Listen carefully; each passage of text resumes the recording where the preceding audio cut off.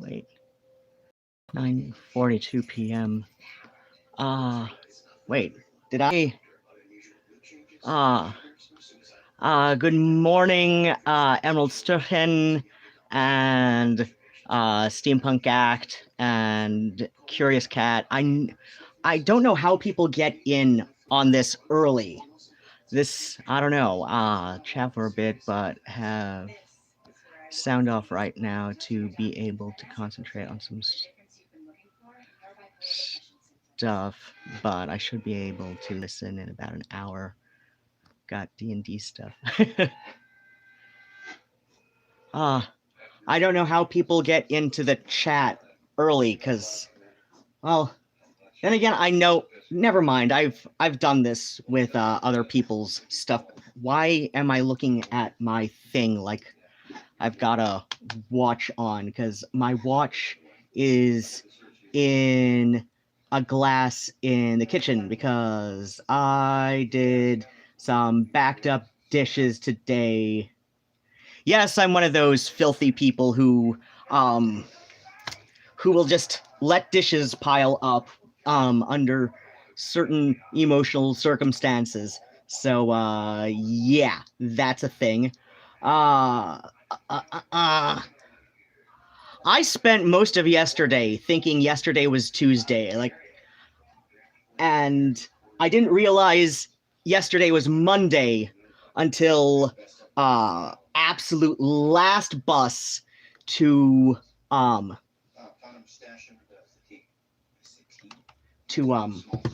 absolute last bus to go and get something done, which was return kerosene heater with no, not the kerosene heater, but return a replacement wick for the kerosene heater, because it was just much too big. It was much too big. Much too big. So, oh, you know what? Wait.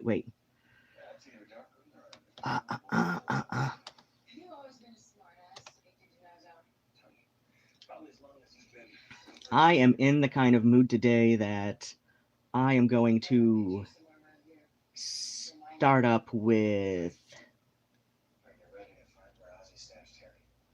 a thing. What is this thing? Some no.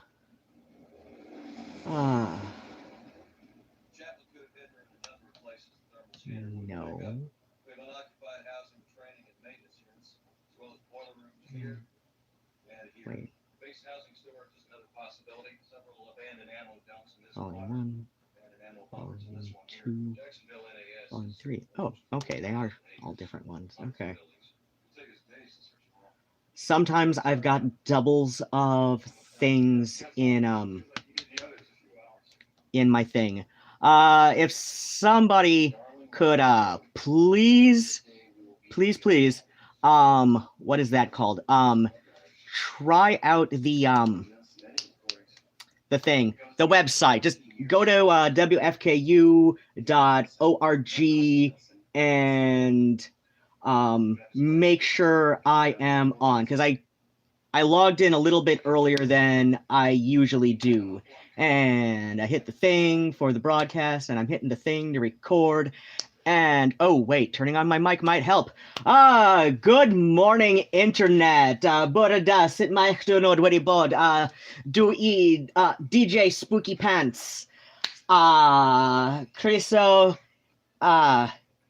iddyng 3-hour radio hour. Good morning. How's your day been? I'm DJ Spookypants, and this is my 3-hour radio hour. What the shit? Broadcast button.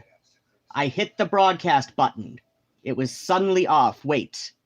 Son of a bitch. I've got nothing is showing on the gain. Son of a bitch. This Control Alt Delete. I get to reboot the thing, don't I?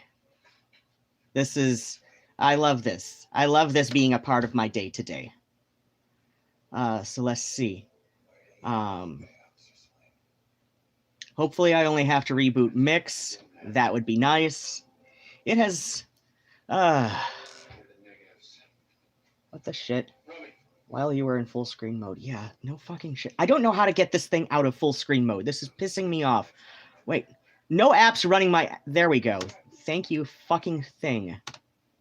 It says WFKU Death Rock. Yeah, because I was on an extended hiatus, technically,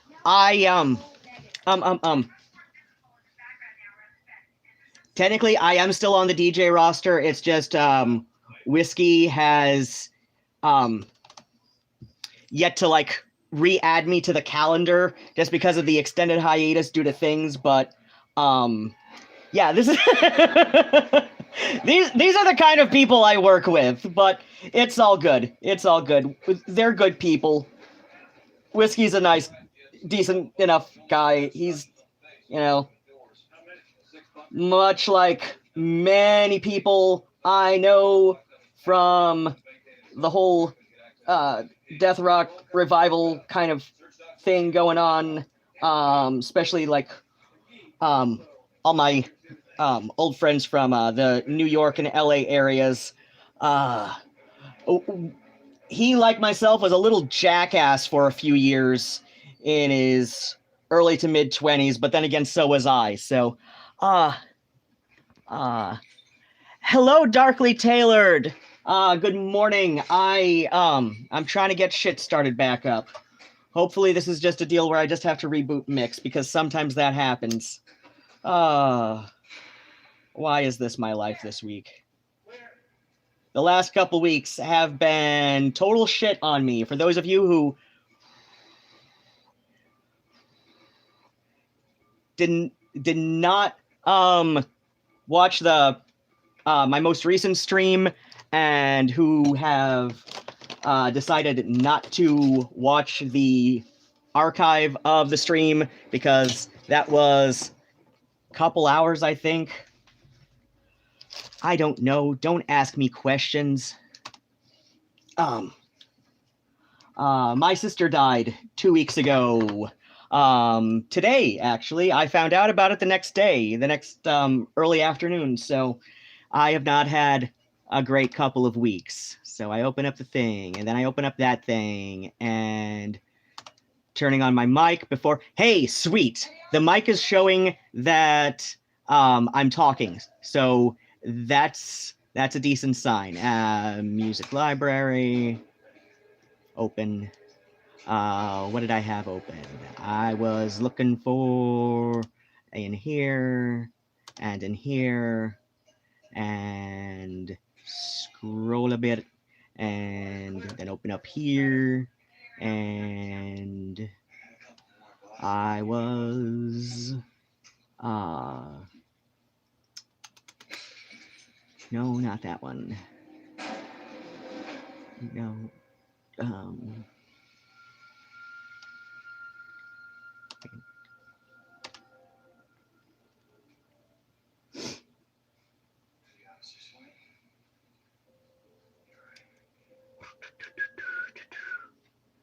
Okay, broadcast button, record button. Are we broadcasting? Somebody please check this for me. I often prefer to check it on my own end, but if we are live, then that is a thing, right? Why did I start going on to the people in the YouTube chat? Burada sit mach du no dwedi bod do DJ Spookypants Creso and thing Creso and thing 3 hour radio hour in Nowden Seisnag. Good morning, how's your day been? I'm DJ Spookypants, and welcome to my 3-hour radio hour on WFKU .org, and because this is the show where I basically play whatever the fuck I want. I am starting out... What the hell? Wait. Was it on this one? Son of a bitch. I had to reboot mix, so that's why I'm running a tad late today. You know what? I'm going to start out with this one. Because why? Because this. Actually, no, wait, that's a stupid one. Not that stupid, if you want to be honest, but I mean, I kind of dig it. But wait, what's the? God damn it! What am I doing? What am I doing? I don't know what I'm doing ever. You know what? I'll put. Oh, that's right. Wait. Shit. I think I know. Wait, no, not that one. This one. Is this the one that... Son of a bitch. Because I know this, thing of, early versions. Okay. I misremembered. Never mind. That's... Whatever. Here we go. Turning off the mic might help. All right.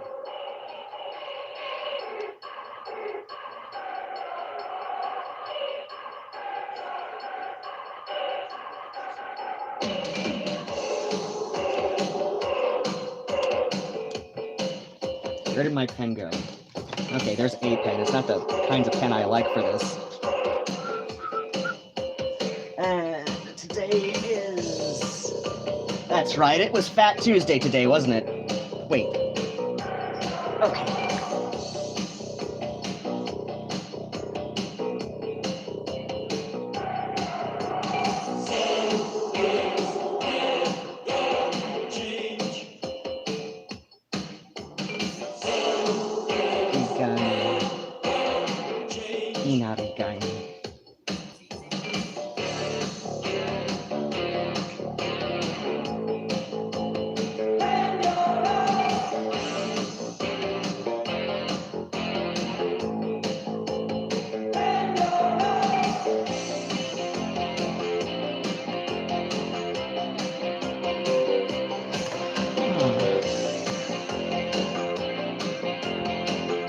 We are good on WFKU. Oh, thanks so much for checking that for me, Emerald. You're all going on a round.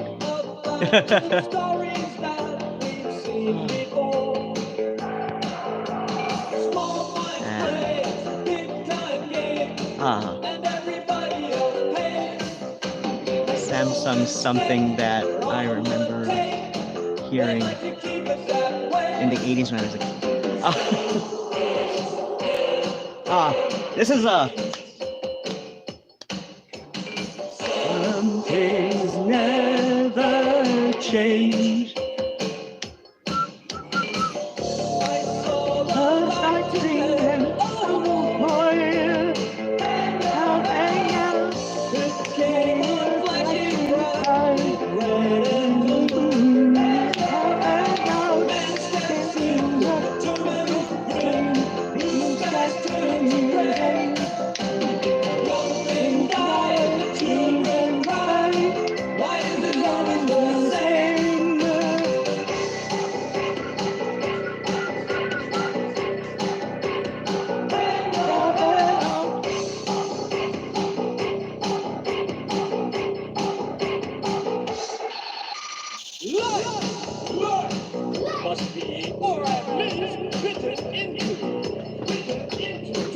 Now, what are you doing? You know I'm gonna get rid of this table soon, right? There's this old printer table. It's missing a wheel. Well, missing half the wheel. And plus, like, it's just barely big enough that it makes getting to and from here kind of difficult. And plus, like, thank you.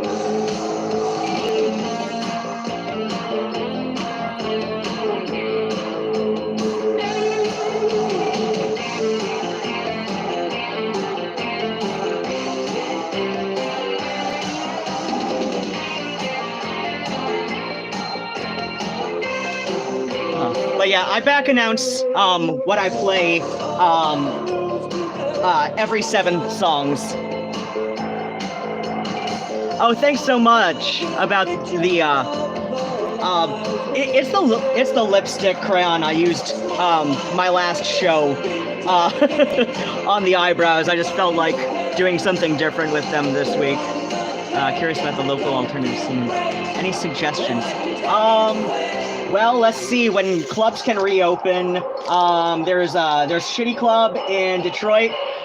City Club. I used to work at Labyrinth, which was in the basement of that same building, but so yeah, like the old nickname just like sticks around with some of us. Plus, there's the whole fact that like if Leland City Club in Detroit wasn't just kind of a pit, it would lose its appeal, right? Like there was this massive puddle. Like the club is on the 3rd floor of the Leland Hotel, and so it's on the 3rd floor of the building. But somehow there was this puddle that was in front of the bar that didn't clear for years. People tried, but it would come back like almost the next day, like magic, right? Like that stain on the Belcher's couch that never dries.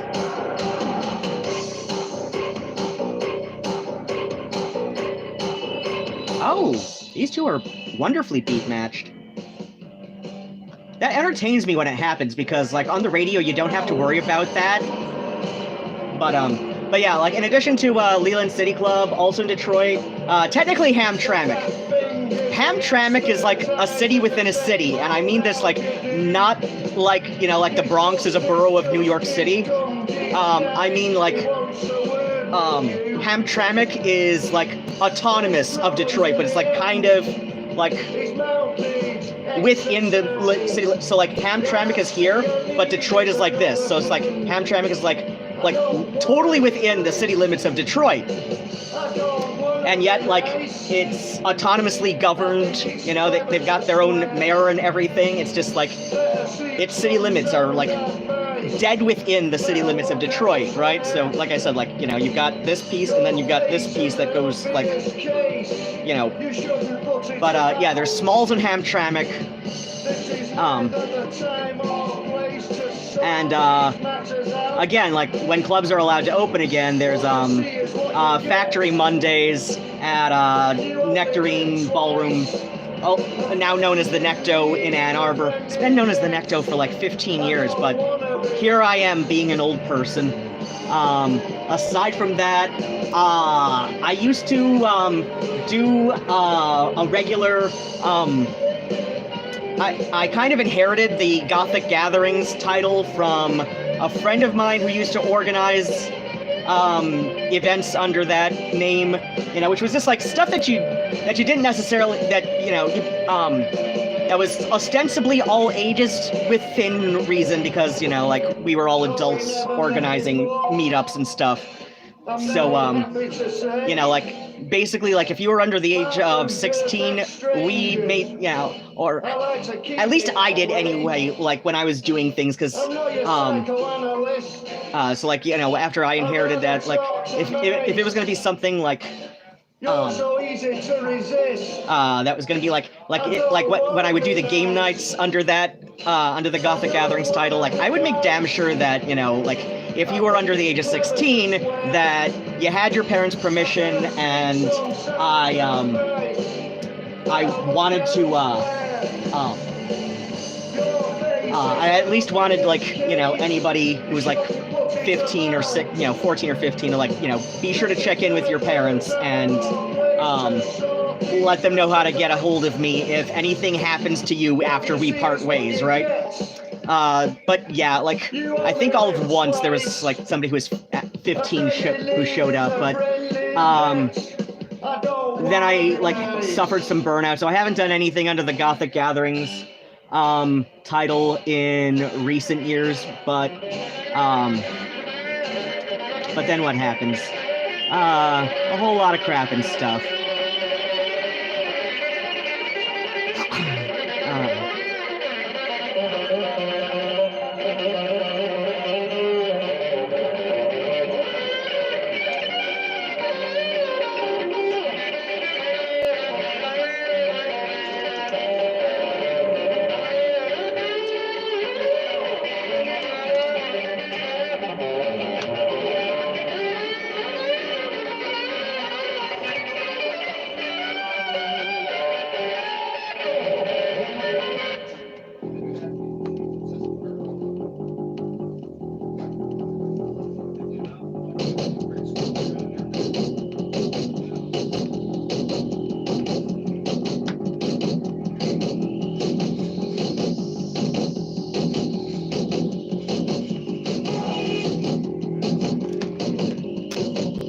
outside of Southeast Michigan, you know, especially the Metro Detroit, Tri-County-ish area, which is what I mostly know. I think, you know, at least as of just before all hell breaking loose last year, there was, my friend Jay did do a regular thing in Lansing, Michigan, which is central Michigan. In fact, there's a really, you know what, I'm gonna see if I can, I still haven't, like, looked to see, like, how highlights work, so, getting back to my car, so I'm gonna, like, hold on to this one here.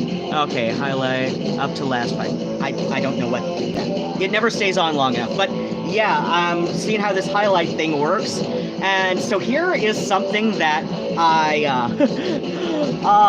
so Lansing is the state capital of Michigan. Here's one of my, like, wonderful, like, local history things that I love to learn about. So what about, like, how did Lansing become the state capital? People have asked me this many times. In fact, people, like, ask Lansing locals this. And see, here's the funny thing is, like, I know a lot of people who were, like, born and raised in Lansing and they've stayed there for some reason or another. I know why. I mean, they like it, apparently. Or they're too broke to leave, but that's another story for another time. Because usually the city that is state capital at least has a long history of being one of, if not the largest city in the state, or, you know, that's how it often works out in the US anyway. So where was I going with this?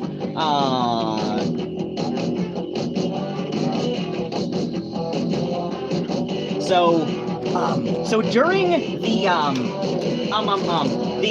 the French the French and Indian War, as they call it, Detroit was still the state capital of Michigan, and Detroit is about here. So, like, what do you get when you know, like, down here, like, up around here is this peninsula. In fact, my friend Susie did a comic about Windsor being Ontario's wing that is getting a handy from Michigan. Just like, it should be on her DeviantArt page still. So, SUSIE, BEECA, all one word. So, Susie Bika, on DeviantArt. Just look up, like, her Ontario comic. You should see her, like, kind of, like, making this little explanation about, Windsor being Ontario's wing. But that's another story for another time. So yeah, during the French and Indian War, as they still call it in history books, at least according to Wikipedia anyway, Detroit was the state capital of Michigan and was seized by Canada.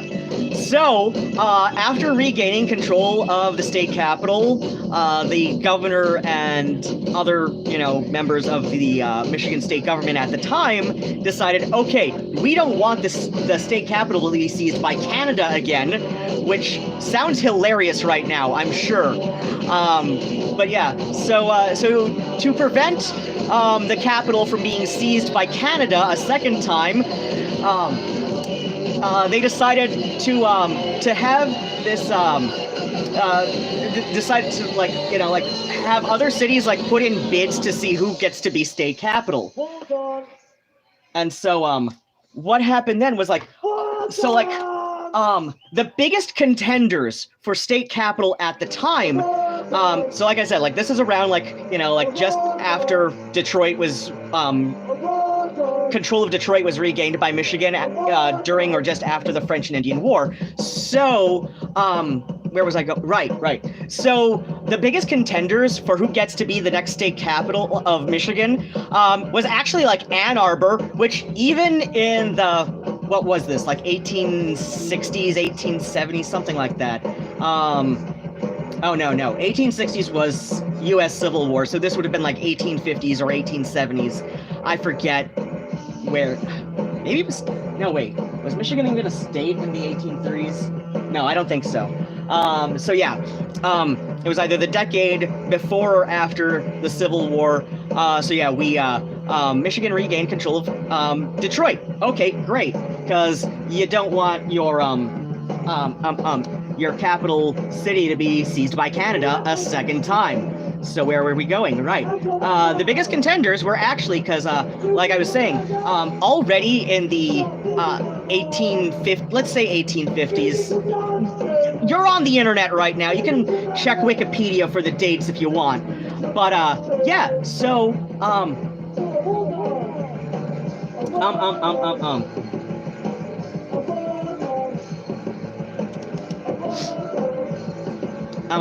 So the biggest so already in the 1850s, just work with me here, right? So in the 1850s, this would have been probably would have been the 70s. Let's say 70s. So 1870s, the city of Ann Arbor, Michigan, already had a reputation for being like ultra progressive and, you know, left wing and this had to be the 1870s because part of the Grand Rapids, Michigan, which is like somewhere in this area thereabouts. Please don't ask me for exact. I've never been further west in Michigan than Lansing. Now, I've been further west in the U.S., but in Michigan, I've never been like further out than Lansing, and I've never been further up than like, Bloomfield Hills. So like Grand Rapids already then in this, 1870s had a reputation that it still holds to this day for being very right-wing, very right-wing, like ultra evangelical Christian. So like Ann Arbor and Grand Rapids were basically smearing each other in the papers, right? like Grand Rapids was like, oh yeah, they let women be doctors out there in Ann Arbor. They're gonna drag our they're gonna, like, who knows what they're gonna do out there if you let Ann Arbor be the state capital. And Ann Arbor was saying of Grand Rapids, they're gonna like send us back into an intellectual dark age if you let if you let Grand Rapids be the state capital. Here's where it gets funny, right? Kalamazoo and Jackson, Michigan were also like putting in their bids, and I think like next on the list, like, down from Grand Rapids and Ann Arbor, because like those were like almost tied, right? So like next down was like Jackson. Jackson was like, hey, we exist. Jackson, please let us be state capital. And Kalamazoo was like, we got slightly more going for us than Jackson. Let us be state capital, right? So, and that just kind of sums up Michigan culture, right? But, hold on, I gotta write shit down. So,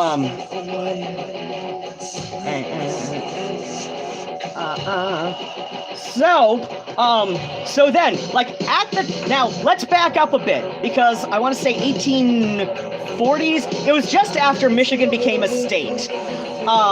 There was this con man who, technically had some property and lands, in a settlement. At the time, it was barely more than like a trading post with a few houses sitting around it. That's Lansing, Michigan in the 1840s when, Michigan had just become a state, right?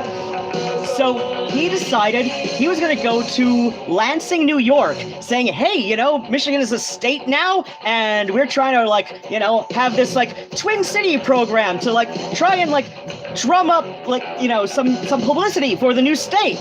And so he was able to sell, like, these 3 or 4, wealthy enough, but just broke enough that when they finally, they gave him their money, and then like a couple months later, they decided to travel down to Lansing, Michigan to like see what became of their investment. And there they discovered that, holy shit, we got swindled. Well, technically, we do own some of this area now, and we have papers, but, that suggests so anyway. If somebody tries to, make us leave. So yeah, they decided to just like make good on a bad situation. They decided to make the best of a bad situation, and so like they like brought it up from like barely more than a trading post to, and this is the words of Wikipedia, or at least a sourced statement in Wikipedia that I did check on, an insignificant village. So by the time, the state capital that was in Detroit at the time had been regained, control of from Canada, Lansing was considered an insignificant village.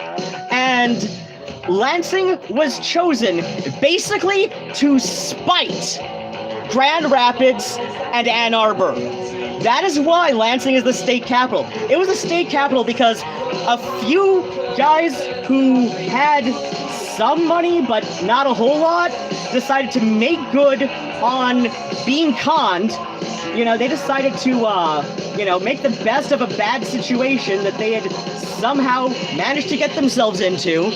And then the governor, now this is how I imagine it anyway, the then governor of Michigan, I imagine, because I've been told by people who grew up in Lansing, oh no, Lansing was chosen to be state capital because it's like the centermost part of the Lower Peninsula. And I'm like, dude, look at a map.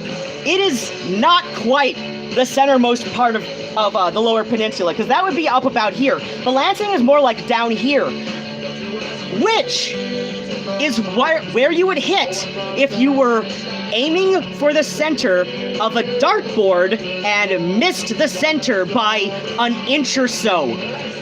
So here's like, so this is the scenario I've imagined in my head, because like I said, like this is the centermost part of the Lower Peninsula of Michigan, but Lansing instead is down here. So what I figure happened is the then governor of Michigan in like 1870 whatever put the map on a goddamn dartboard, aimed for the center, and just slightly missed, and decided, no, fuck it, this is the state capital now. Let's go figure out what this, town of Lansing is all about. So yeah, Lansing is the state capital of Michigan out of spite. It is completely out of spite. And the totally bowdlerized version that kids get in school is like, dude, like, if you're wondering, like why public school scores are so low, it's because you don't make it interesting for kids. And I understand that teachers at public schools, like U.S. public schools, of course, they only have so much to work with. But still, you gotta make some things interesting for kids to pay attention to, right? And, hold on.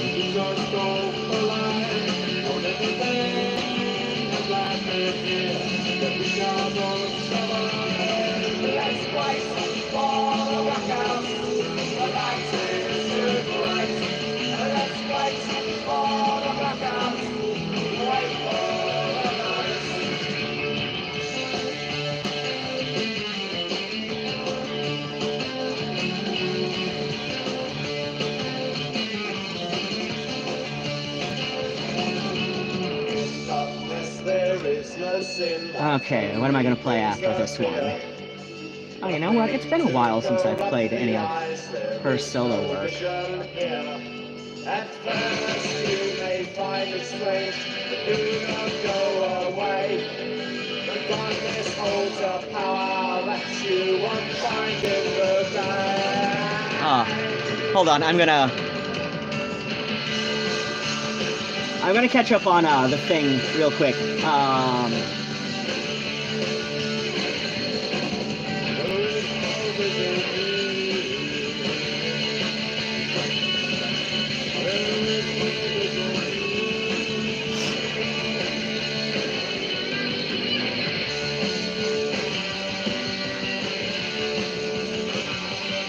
Okay, I'm gonna get caught on chat real quick.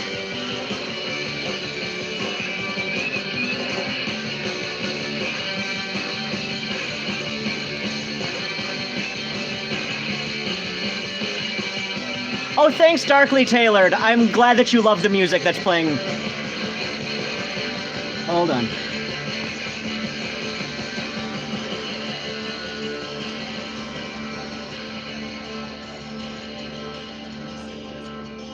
Oh, I hope you feel better too, Steampunk Gact. Man's been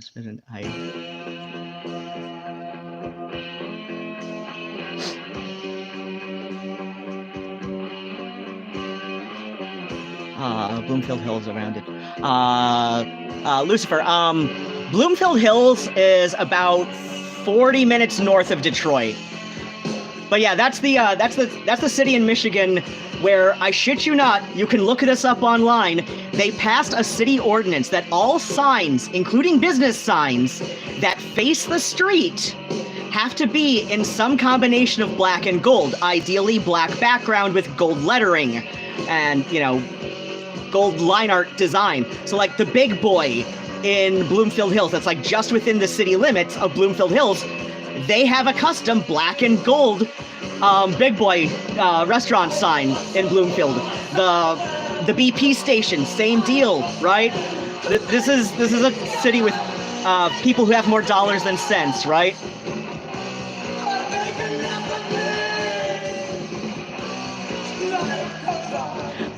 Lansing was an insignificant... Oh, yeah. Lansing was seriously regarded as an insignificant village at the time that it became state capital. In fact, like, a bunch of people were kind of, like, laughing at the governor at the time, according to stuff I've read a bit more on. You know, saying, what the hell is going through his head? And I'm like, dude, like, if Grand Rapids and Ann Arbor were just, like, having this little, like, smear campaign back and forth at each other, then, yeah, I don't blame the governor of 1870 something, whatever, to do what?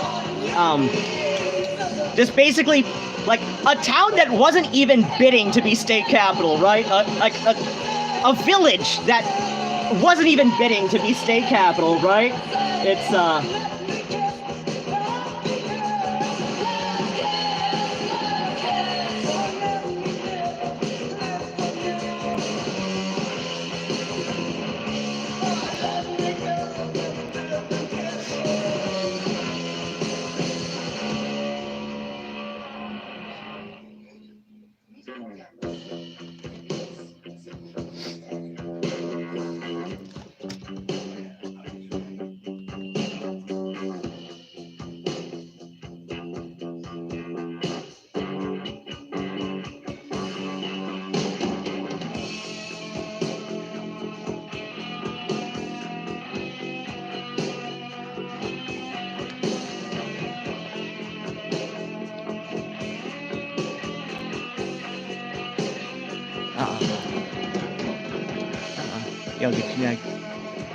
Oh, I think I did know that about penguins. It makes sense. It makes sense. They have special glands around their eyes.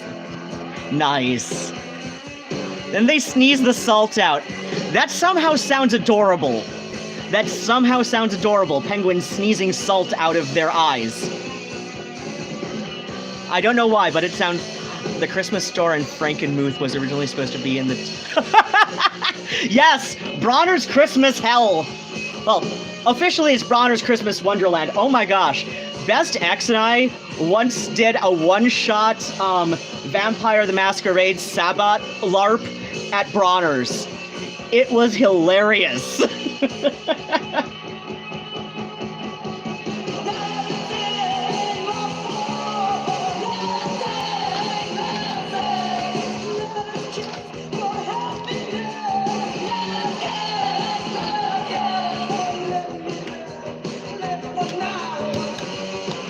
But yeah, like the difference between, you know, I'll catch people up on the difference between old school Vampire the Masquerade and,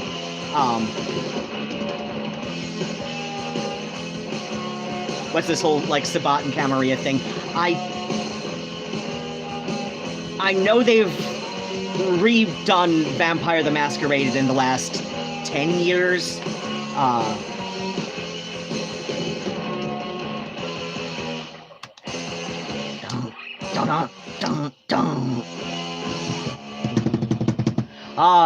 You are listening to DJ Spookypants here on WFKU.org.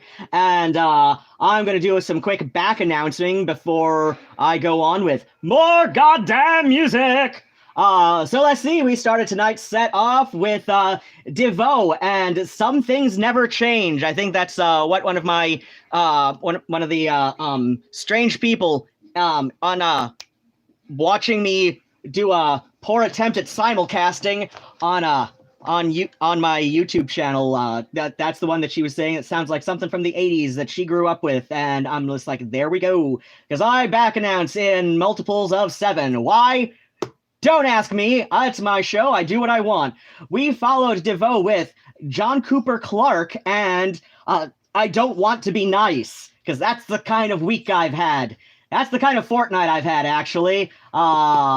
Yes. Because my family just does not stop driving me crazy, even from beyond the grave, right? So, where was I going? Right, John Cooper Clarke, I Don't Want to Be Nice. And we followed him up with The Threat and High Cost of Living. I'm not sure how old that is.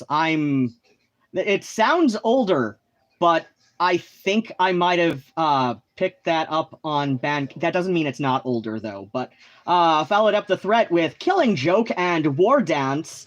Then we had New Model Army and Sex, parentheses, The Black Angel. Followed them up with The Damned and Wait for the Blackout. And you just heard Superheroines with Life Goes On. And now that I've finished back announcing, let's have some Carter USM, because... Dress me up, I'm your puppet. You buy me things, I love it. You bring Okay, me food, I need it. You give me love. Feel it! Well, how do you want me?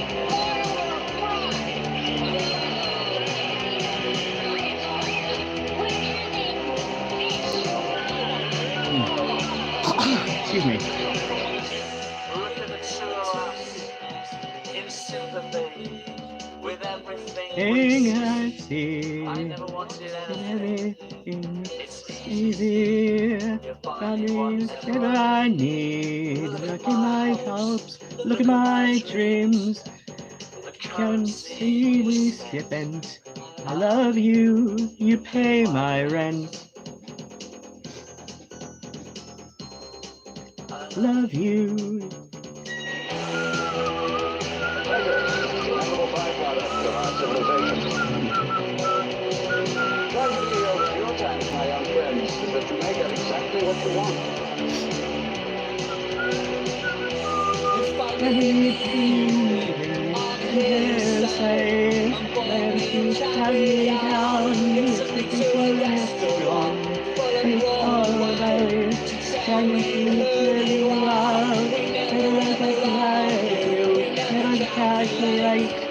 Can't see me spent.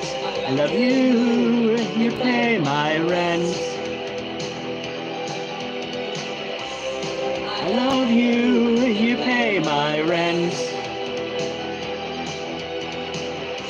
I love you, you pay my rent.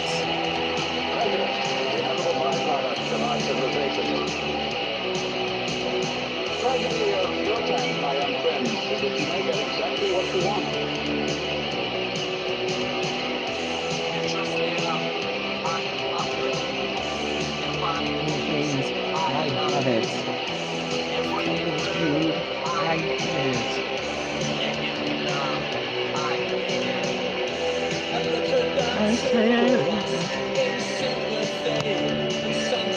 Sneezing salt. It does sound like it would hurt, but you know, these are penguins we're talking about, and if they've developed the little filter, you know, it shouldn't hurt them because you know they've evolved that way. And like I said, it somehow sounds adorable, like an elephant sneeze. I have a video game called Vampire the Masquerade Bloodlines, I think. Oh right. What are we talking about? It's by the same people, I believe, or at least like licensed through White Wolf Games. So, I don't remember if that. Okay, I don't remember. Pretty sure that's a PC game, but yeah. So that's either like by or licensed through the developers with White Wolf Publishing. So the original Vampire the Masquerade RPG, like, you know, it's your tabletop book, like pencil and graph paper RPG, where you roll up your character and all of that. So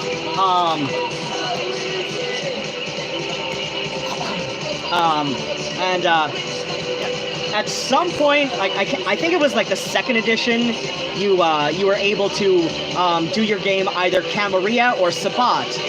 Camarilla Vampire Masquerade games were the focus was a bit more on retaining some sense of humanity after becoming a vampire and blending in and avoiding trouble, whereas Sabbat vampire games tended to focus more on like the animalistic side of becoming vampire and all of that. The LARP handbook for Vampire the Masquerade came between, I believe that came. Now you want to talk about bladder problems, and then you want to talk to my cousin Earl. I guess you all know Earl. He's out on Route 13 out on that maggot farm. Earl don't like it when you get his maggot farm confused for a worm farm. A worm farm is for worms, and a maggot farm is for maggots. And Earl's got the biggest maggots in the state, 3 feet long. That's not besides due to the fact that St. Smith's medical facility has been dumping their waste on his property. The interesting thing about maggots is that, well, one day the China disappears, the next day after that it disappears, and a few days after that, his 57 Chevy disappeared. But there they are, the world's biggest maggots. Anyway, standing by the kitchen, giant maggots crawling across the floor, and Earl turns to me and he says, "Did you ever go to make a pork sausage and find it's got hairs all over it?" And he gives me a look that still chills me to this day.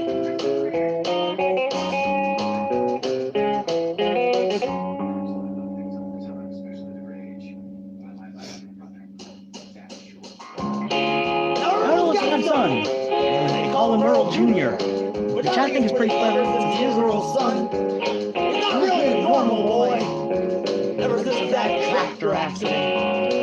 Anyway, he ran up $5,000 for the 976 phone bill. He called weird, unnatural numbers like 976 pig with 2 G's and 976 sheep, which has 5 letters in it. I know, he's a sick boy. Earl suggested, well, maybe I talk to him. So I went into his bedroom and I sat him down. But before I could say a word, Earl Jr. looked at me and he said, "Did you ever go to make a pork sausage and find it's got hairs all over it?" And he gave me a look that chills me to this day.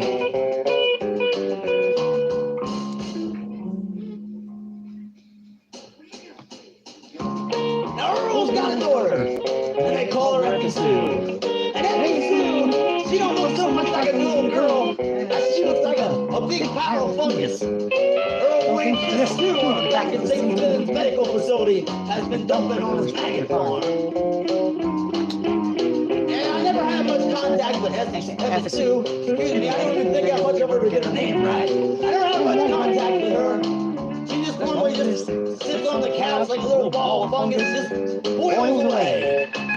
But one day she looked at me, and that little ball of fungus opened its mouth, or what I guess was its mouth. I'd hate to think what else it could be. And out of that orifice floated the words, "Did you ever go to make a pork sausage and find it's got hair all over it?" And then that little pile of fungus gave me a look that chills me to this day.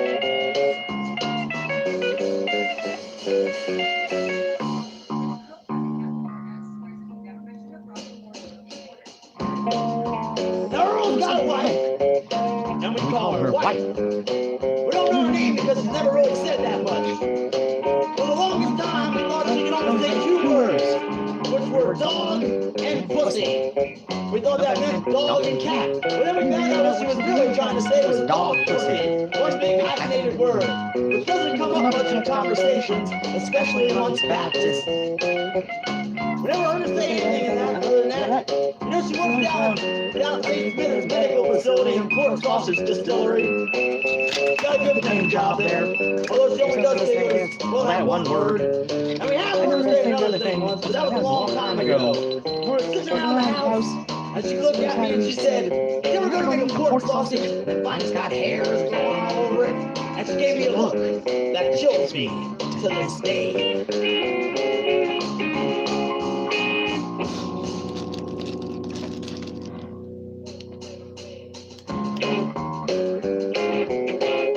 Now one day Earl took his whole family fishing down in Miller's Creek. He took his wife, who could only say dog pussy. He took his son Earl Jr., who took the day off from calling 976 barnyard numbers. And he took that little ball fungus sorter, Epi Sue of his, along with him. They all got a little boat, they all started fishing. Now St. Smith's Medical Facility and Pork Sausage Distillery has been known to dump their stuff into Miller's Creek. All sorts of heinous stuff, big barrels floating in the creek. Little things on them that say St. Smith's Medical Facility and Pork Sausage Distillery. Anyway, Earl was fishing and he caught a walleye bass, which had 27 eyes on it. It was a 27-eyed walleye bass. Earl looked at it and thought this was good to eat. So he took it out of his knife and cut it open. But that fish looked up at him and it said, "Please, mister, please don't eat me." And Earl said, "But I'm hungry. I'm hungry. I work on the bacon farm. My wife can only say dog pussy. My daughter's a pile of fungus. My son spent all his college money calling 976 numbers. I have to eat you." And that fish said, "Please don't eat me, mister, please." And he said, I have to. So the fish said, "All right then, if you're going to cut me open, let me ask you one question. Did you ever go to eat a pork sausage and find it's got hair growing all over it?" And then all 27 eyes stared back at Earl. And they stared back at his wife, who could only say dog pussy. And they stared back at his bearded 976 animal calling son. And they stared back at that little pile of pus that passes for Earl's daughter. And they gave him a look.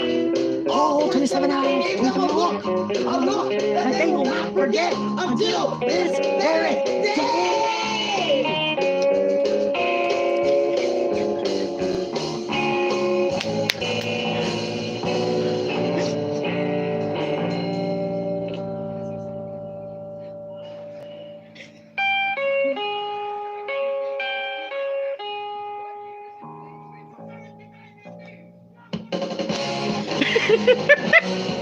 I'm sorry, that's one of those things that I have to.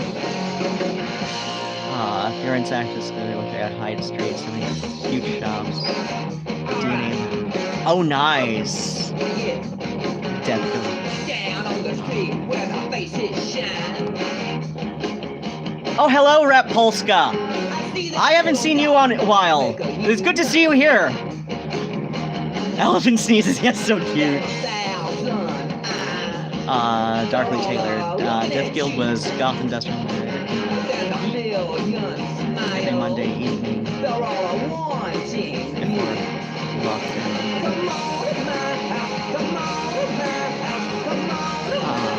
Luciford, like Dungeons and Dragons. But yeah, Vampire the Masquerade was... Yeah, D&D for goths, basically, except, like vampires instead of, like a little... loosely based on Lord of the Rings fellowship, so like you were a pack of vampires instead of like, this Lord of the... Very obviously based on Lord of the Rings little fellowship troop of people going around and like fighting dragons and collecting treasures and stuff. Yeah, the queen of them all. Little dog, the queen of them all. Come on to my house, come on to my house, come on to my house.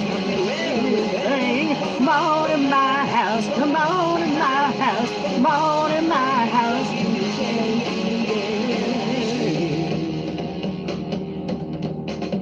Little dog, you're dancing. Oh, you know what? This is a great one to follow up. Jane Conway.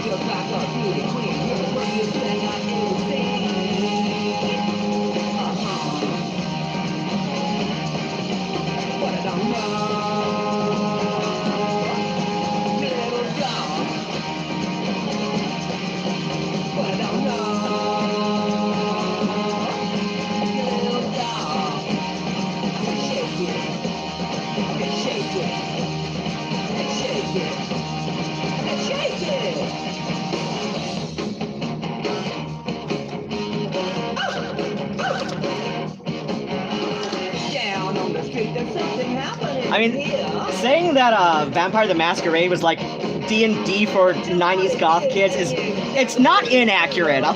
Like, it's not wrong to characterize it that way. Very, very, very, very much capitalized, you know. Vampire the Masquerade. Oh, yeah. We had the wing. Oh, nice. Talking about bladder problems, I tell you what, just drink more water.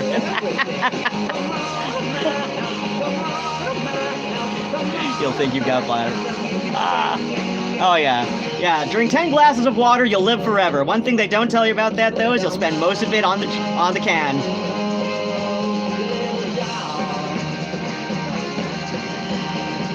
Sounds like a mix of Larry the King. Oh, you're gonna shoot yourself in the foot when you find out who that was. I love this fucking song. Tell me more about Earl and his kids. Oh, you know what? I'm sure. Oh my gosh, I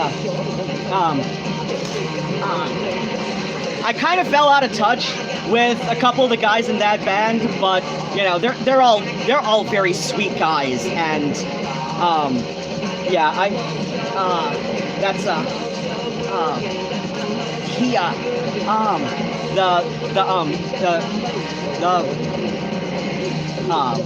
the vocalist, because it was more of a talk thing, right? It was more of a spoken word thing. Yeah, the vocalist on that one. He does sing in other songs, but other times Joe sings. But yeah, he is. There are some things that he does where he just kind of like, there's one that he does this like very long talk monologue on their first album, and he does a different monologue to introduce that one every time. Like every time they play it live, he does a different monologue, and I'm sure he's only written down half of them.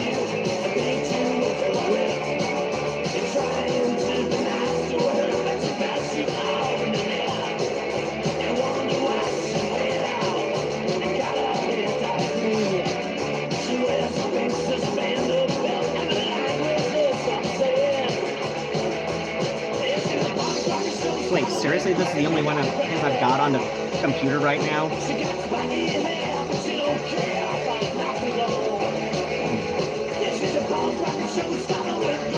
I do want to play something off of there tonight, but not after this show.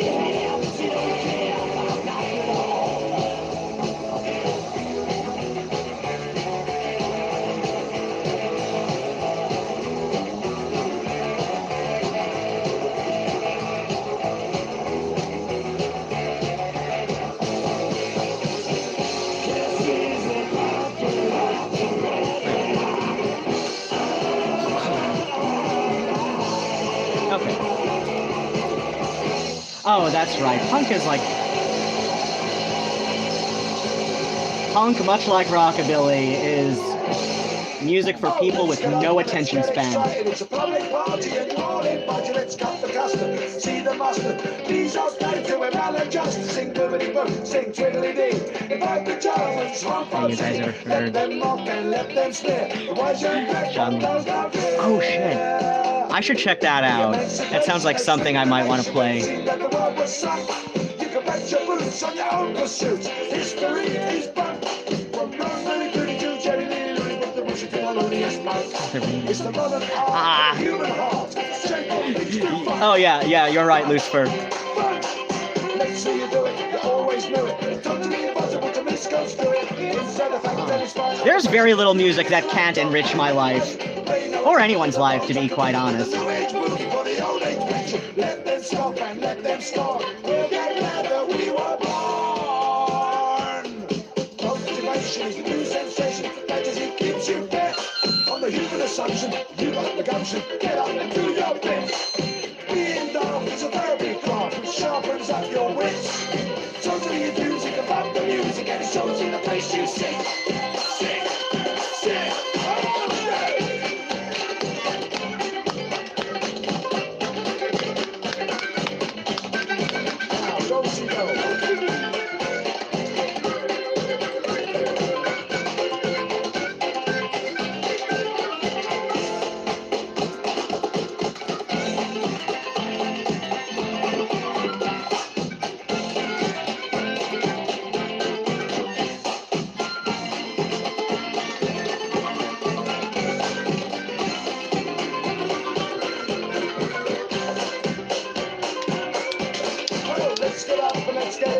It's a public party and you're all in, but let's cut the custom. See the mustard.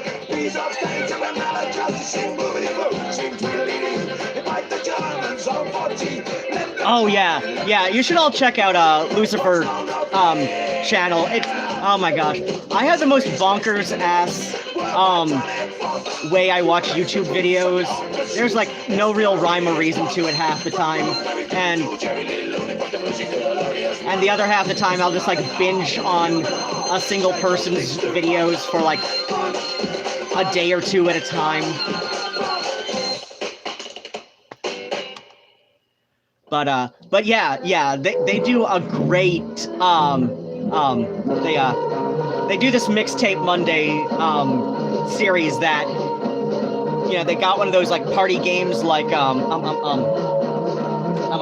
what's that called? Apples to Apples, or I was thinking of the more I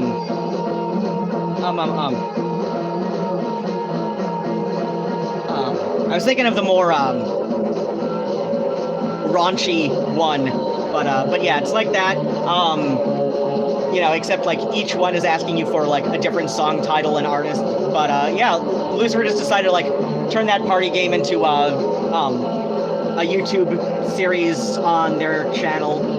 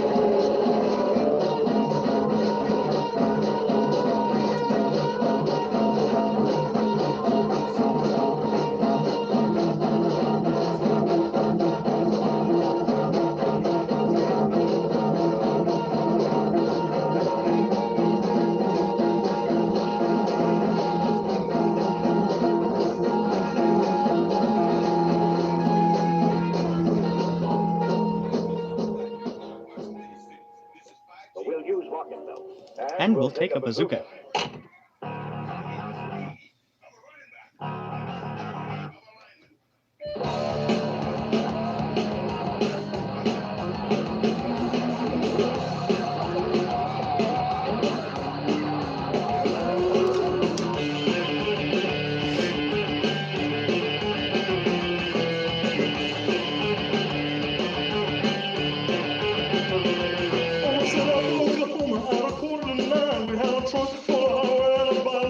swag.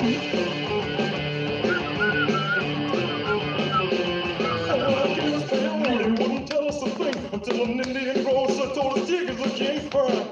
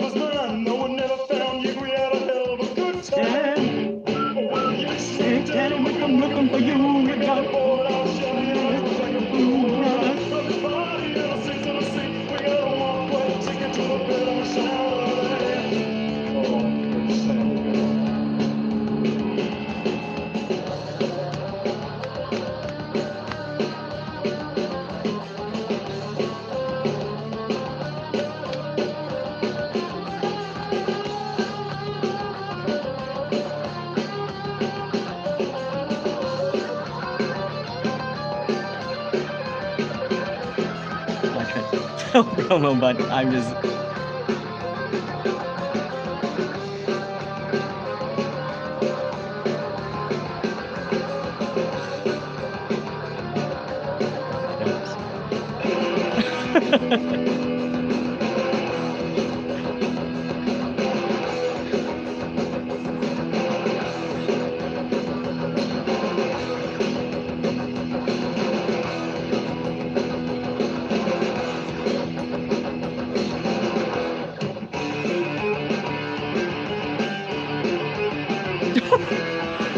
Lucifer, don't be so sorry for everything you are. You're fine. Oh. I keep forgetting that this one likes to mess with me. Alright. Go cleanse my vest.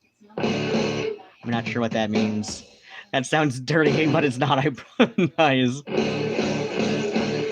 Oh, probably rinsing out your mug or something.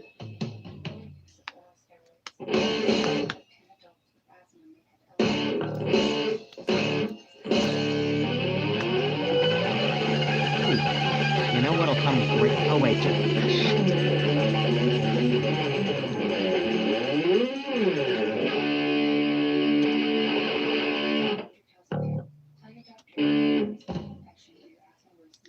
All over, people. Oh, we don't have a prayer. You are listening to what the shit? That's not back on my thing, son of a bitch.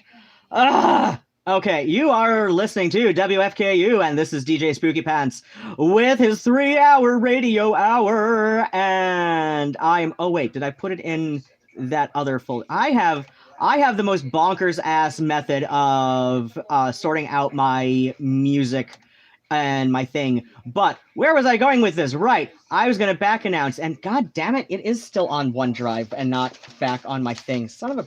I think I encountered this like. I don't know, like sometime like a couple months ago, whatever. All right, time to back announce. So we started that last block off with Carter the Unstoppable Sex Machine and their cover of Pet Shop Boys' Rent. Followed them up with The Dead Milkmen and Cousin Earl.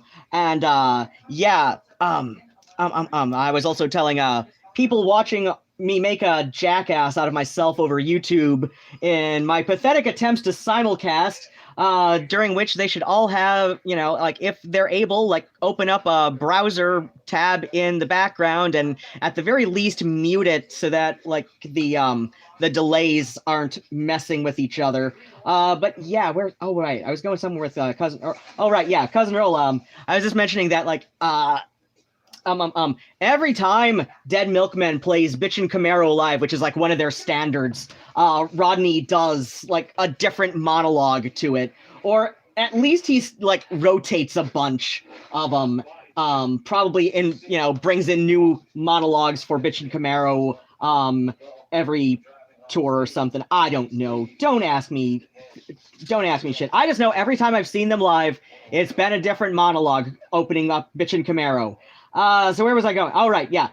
Then we followed that up Dead Milkmen with Jane County and some Stooges covers, or like a Stooges cover medley of Down on the Street, followed with Little Doll. Then we had the Dougie Briggs Band, which I thought was appropriate, a song of theirs that I thought was appropriate to follow up Jane County with, and Punk Rocking Granny, because she's the grandmother of punk. And if you don't believe me, read her autobiography. That's all I got to say about that. Or shit, just read any goddamn memoir or any goddamn interview she's done. Listen to a bunch of people talking about Jane County. The woman is a goddamn grandmother of punk. Where's I? Oh, right, yeah. Then we had the Ian Dury and the Blockheads with Dance of the Crackpots. Followed him with Speed Queens and Thick Stick, and you just heard Darkest of the Hillside Thickets with Yig Snake Daddy. And here's something from the Deep End.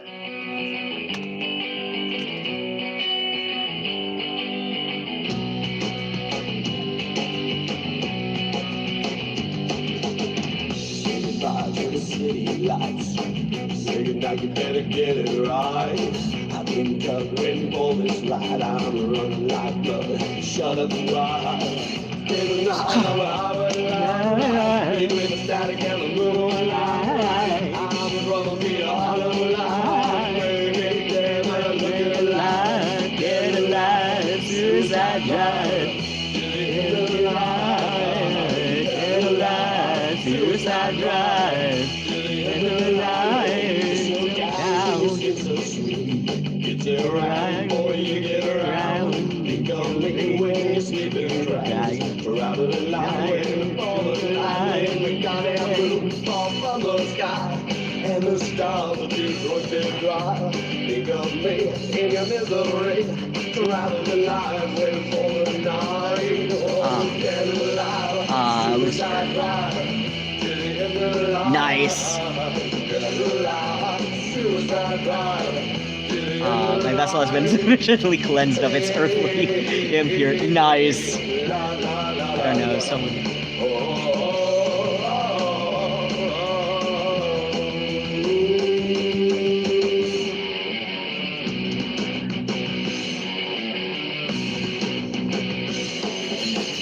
Nice.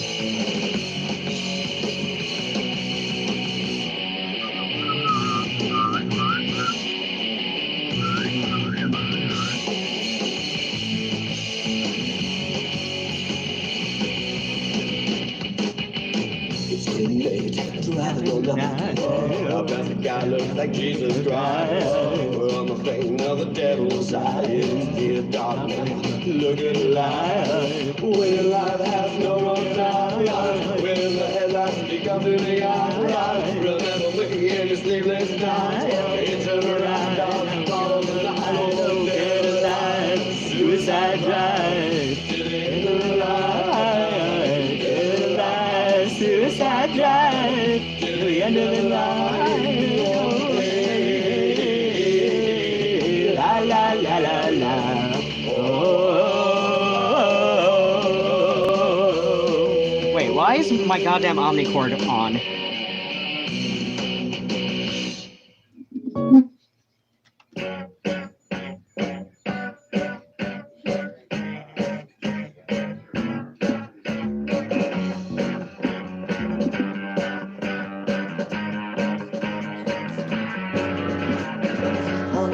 You gave me an ice cream, I wanted to talk about love. You wanted a free ride, I drove you to Hollow. You looked like you wanted to ride. I offered you biscuits, you split with the stardust. Wondered if you had the heart. You wanted it both ways, I told you no way did I take it all back on my part. I was running circles, and we both kept our distance. I better keep out of your lies. And while we were drinking, I couldn't help thinking, oh, what a sweet surprise.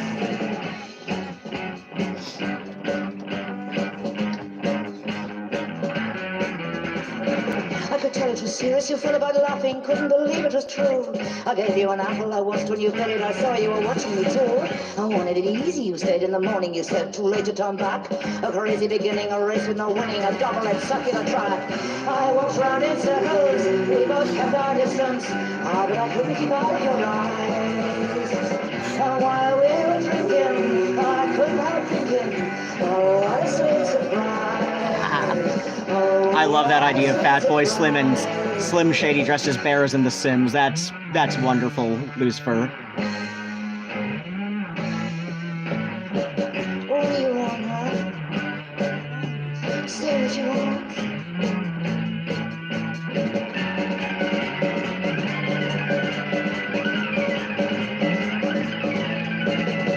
I wanted the moon, you gave me an ice cream, I wanted to talk about love. I wanted the moon, you said take it, I left it because you only said it in fun. It was like I was dying, you played doctors, you gave me sweets from a jar. I couldn't stop playing, couldn't stop running, we made it to Mars. I walked round in circles, we both kept our distance, but I couldn't keep out of your eyes. And while we were drinking, I couldn't help thinking, oh, what a sweet surprise. I walked around in circles, we both kept our distance, and I couldn't keep out of your eyes. And while we were drinking, I couldn't help thinking, oh, what a sweet surprise. Oh, what a sweet surprise. Oh, what a sweet surprise.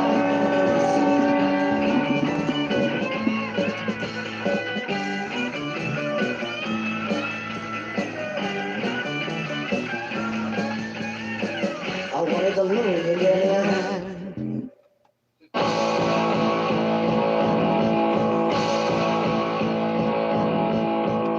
Wait.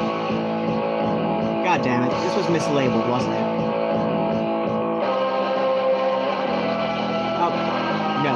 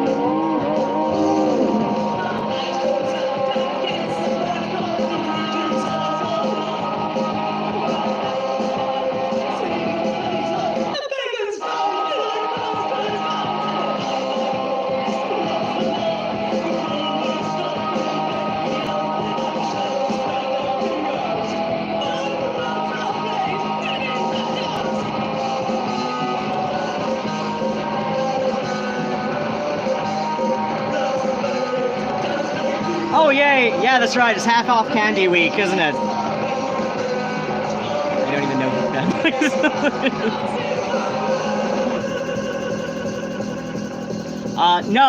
No. At least not to my recollection. I think.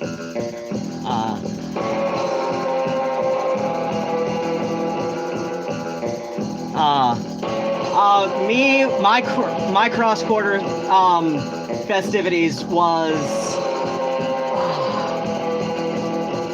just fighting against the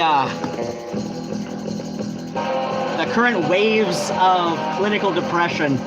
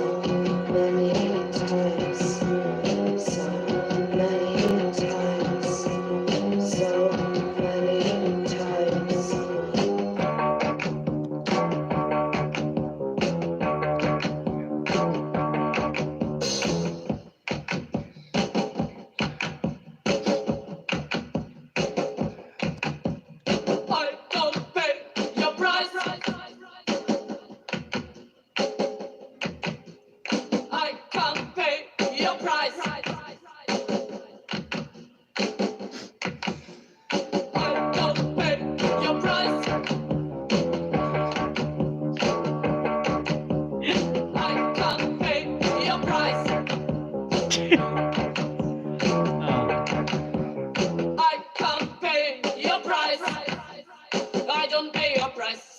Oh, that's right. I hope Juju's all right.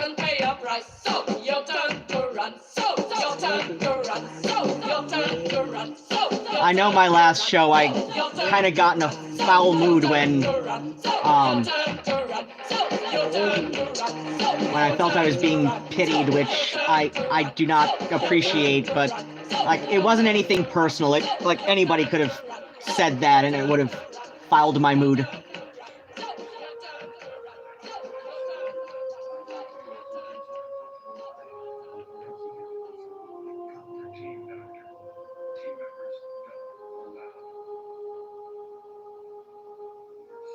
Oh, say anything about your Sims over the chat, of course. Tiffany, wow.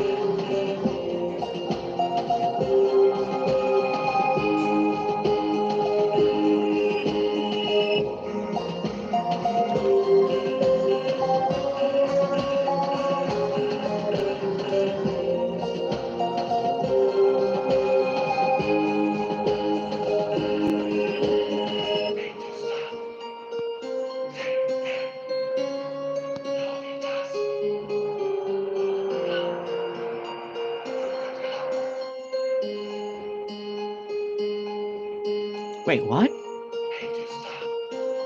Wait, the way I said it? Oh dear. Ruadhán, I'm gonna need to. That was beautiful. Nice.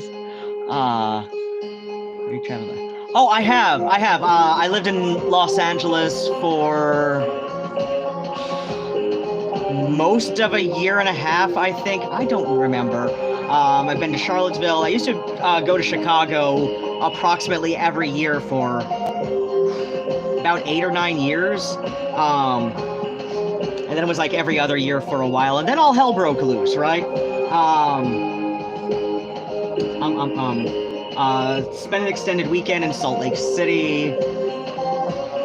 All of the toilets, all of the public toilets in Salt Lake City, like, and this was like even before all this, you know, so I was using, you know, that one. It's like all of them. I can sit down on the can at the public toilets in Salt Lake City, and my feet are at least this high off the floor if I sit on the public toilet in Salt Lake City. Doesn't matter which one. But especially at the Greyhound station there, it's like, doesn't matter where. All public toilets in Salt Lake City, I sit down, my feet are at least this far off the ground.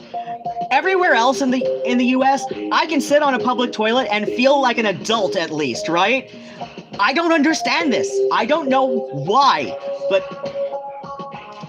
my guess is because you know, Mormons don't drink alcohol or consume caffeine. Like you know, like it's all the milk they drink, right? It's got to be all the milk the Mormons drink. I mean, that's my theory anyway. Welcome to Corporation Land. Here we have no rights, only duties, no individuals, just faceless somebodies.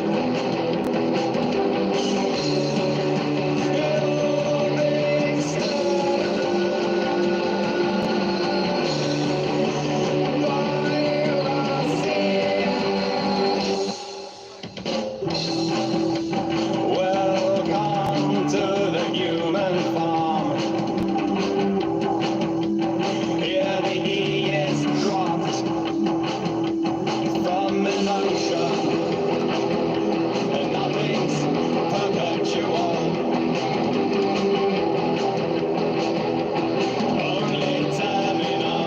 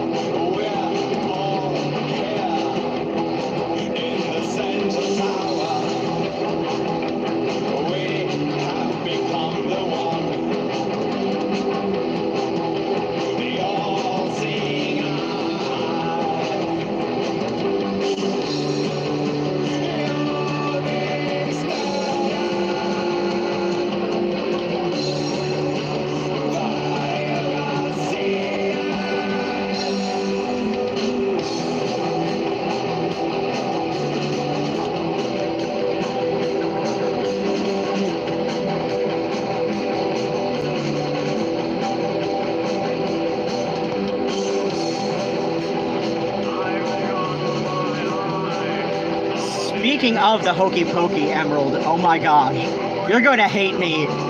You're gonna hate me. Actually, like I've got the next one queued up already, and I don't like losing those when I finally decide on something and.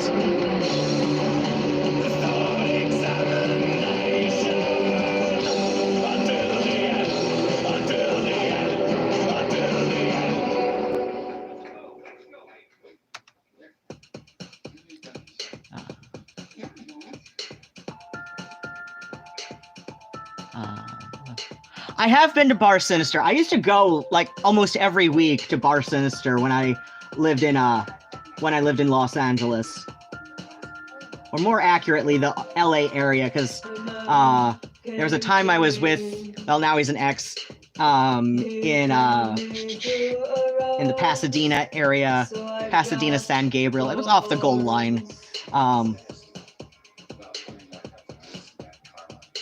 He promised me to make me happy.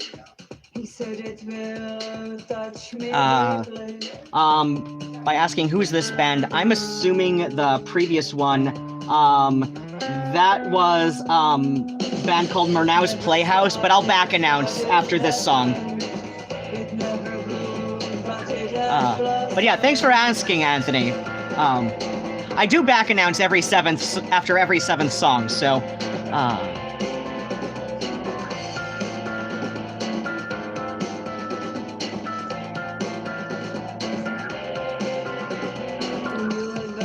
it would not surprise me if there was if there was a spreader event, at the very least traced back to Bordner's, because but I do love that I do love that venue. It's wonderful. And it's so gorgeous. And it features prominently in a scene in Tim Burton's Ed Wood biopic. I love that movie.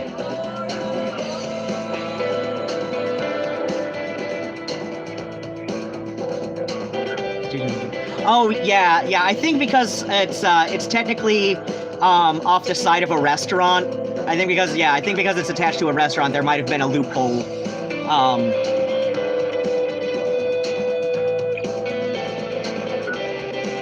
Well, it is a restaurant. It is a restaurant. It's just like, you know, there's the side room that's more like a nightclub venue, and then there's the restaurant room. So it technically is within the definitions of a restaurant. So, but yeah, no, it got shut down. Okay, yeah. Okay, so they're closed now, or at least closed for the public health crisis. I mean, I hate to say it, but like that is the responsible thing to do. But I do hope once the public health crisis passes that they're able to reopen, because that would be a massive loss. It's one of the longest running Goth and Industrial nights in California as a whole, I believe. Son of a bitch, I need my fucking lolly again. After I start the next one, I'm gonna get up and get myself a polar seltzer. But yeah, you are listening to WFKU, and this is DJ Spookypants with his 3-hour radio hour. We started that last block off with the deep end as an EYNDE, because Joel is just that much of a he's beautiful. I love him. But yeah, we had Dead Alive from, I think it was their 99 album. I think it was 1999. Whatever. And followed them up with Poison Girls and something from a folder that is marked early recordings of theirs. And this one is called I Wanted the Moon. And I put one of my little jobbies that I drew on the notepad that I think I need to cover that.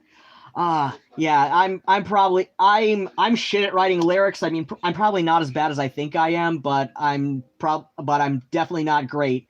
At least like people can tell me I'm great and I won't believe it, because that's what a Catholic upbringing does to you. But yeah, like, I don't know, like I would be happy if I died being referred to as like the goth male Marianne Faithfull. That's her name. Oh my gosh. Her one of her I think her album that was out in 2010, I compared the harsh mistress Time had been on her voice, that, you know, she sounded like Andy Sexgang on testosterone, and I still stand by that. Time has not been good to that woman's voice, and I love her, but I still stand by that. Followed Poison Girls with Cinema Strange and Night Falls. Then we had Malaria! With Your Turn to Run. Followed them up with Two Witches and Dracula Rising. Then we had Murnau's Playhouse doing something called Panopticon was the name of that song. And then you just heard a Czech band, and I'm probably going to murder the pronunciation, but Vizmech. And a song called Thorns. And because I told my friend Emerald in the YouTube live stream chat that she's going to hate me, here we go with something by The Chaste. You put your right hand in, you put your right hand out, you put your right hand in, and you shake it all out. You do the hokey pokey and you turn yourself around. That's what it's all about. That's what it's all about. Wow. Veronica Sorrow and I share an ex, and this was something that she recorded on a dare. I love it, though. I absolutely love it.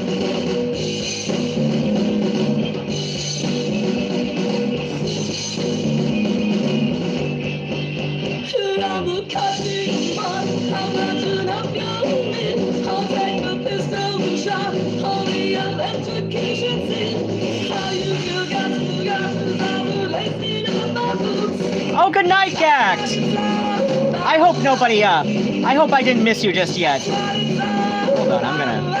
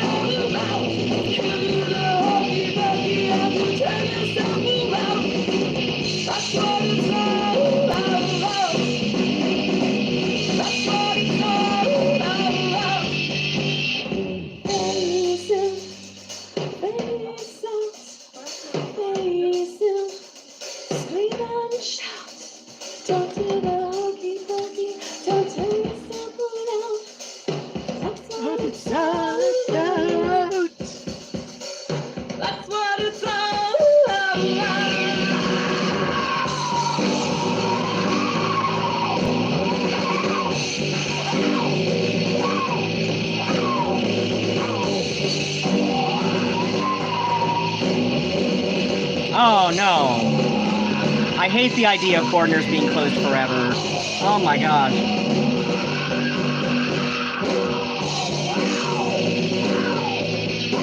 I mean, either way, like, I hope, like, whatever, whoever takes over the, buys it, whatever.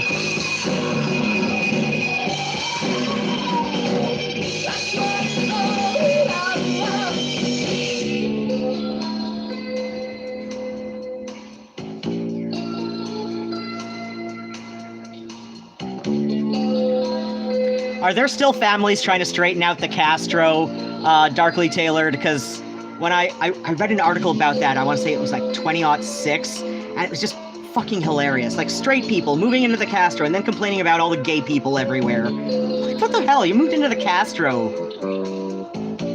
What did you expect?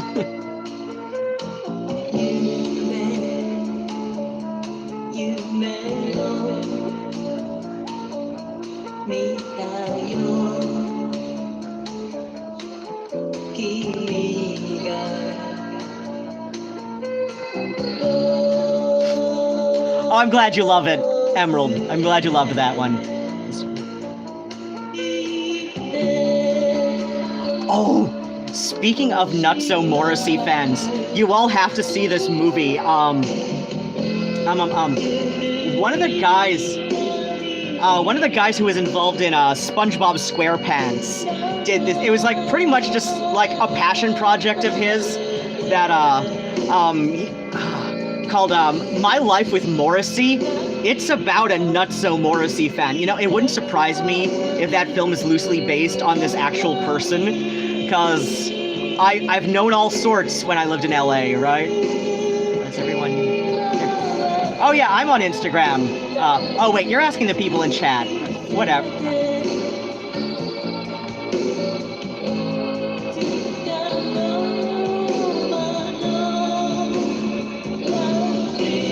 I know, right?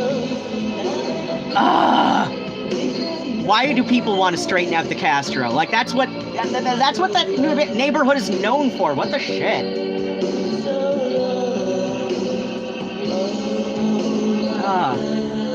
straight people ruin everything, I swear. And I'm sure whatever straight people lurk in my YouTube chat every other week or whatever. I like to go every week, but I took last week off to mourn.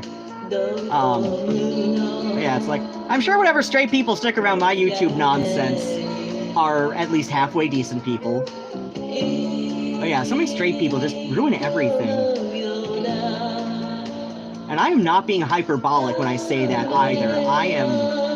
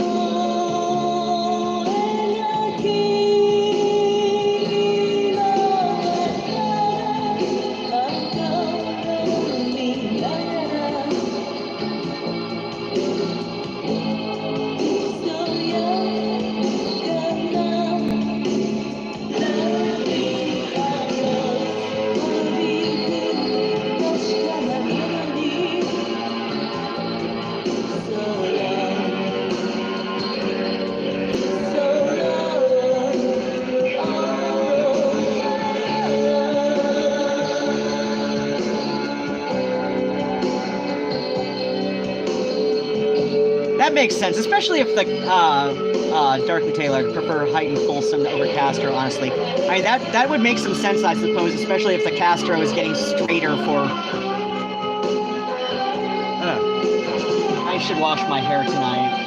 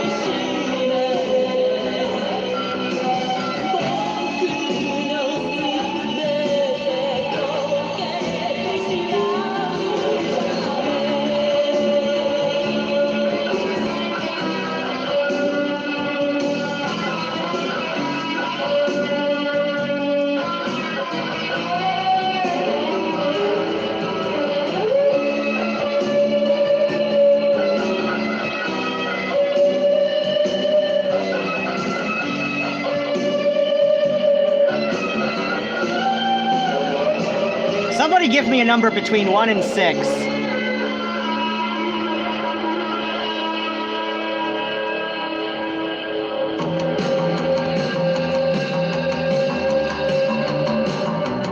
Oh, I love Ethereal too, honestly.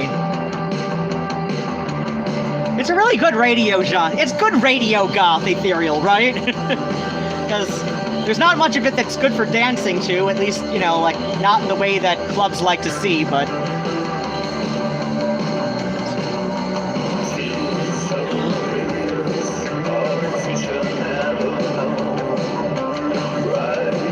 Oh, I've got to see this movie. Because nobody hates Morrissey like his fans. Especially Smith's fans.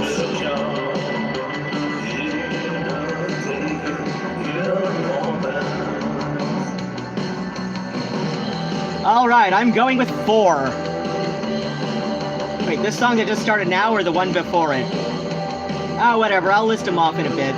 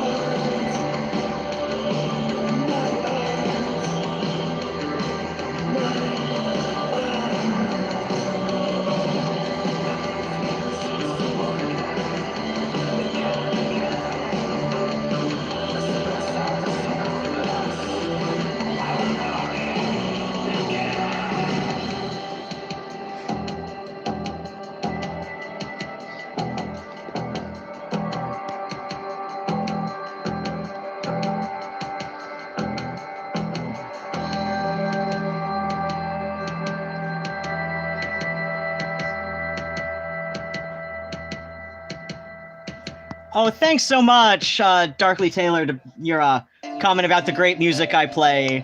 Thanks so much.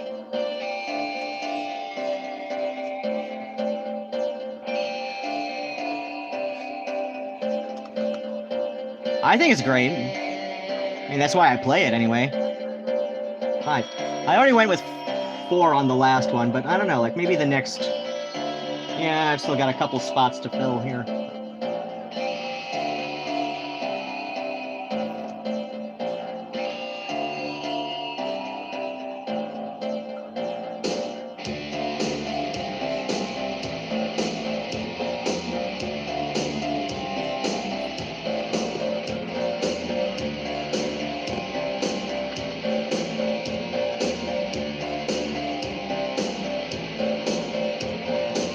Hello there now.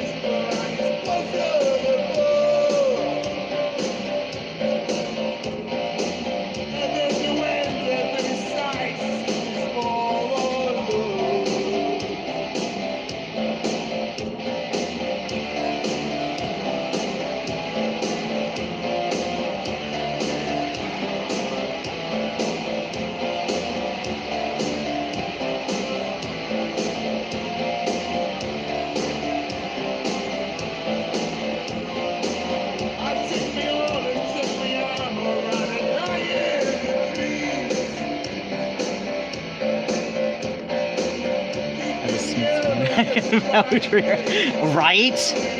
Yeah, like... Yeah, nobody hates Morrissey like his fans. Especially us fans of the Smiths years. I mean, I like his solo years as well, but let me just say that, like, Morrissey is the reason I pirate Morrissey's solo music. I mean, think about that. Think about, like, all the levels of what that means when I say Morrissey is the reason I pirate Morrissey's solo music.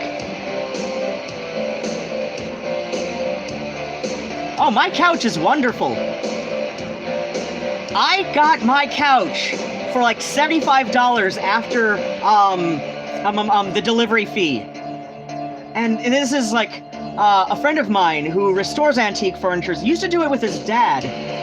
I found out not too long ago that his dad and my stepmother used to like sometimes work together on, you know, antiquing, you know, projects, like, you know, when she'd be like an antique buyer for rich SOBs in Bloomfield. So yeah. And now, you know, the son of the restoration guy and, you know, the stepson of, you know, the buyer lady, like, now we're friends. And, like, you know, and I, you know, buy and trade antiques, and he moonlights on restoration. Right? Yeah, that's hilarious. But yeah, he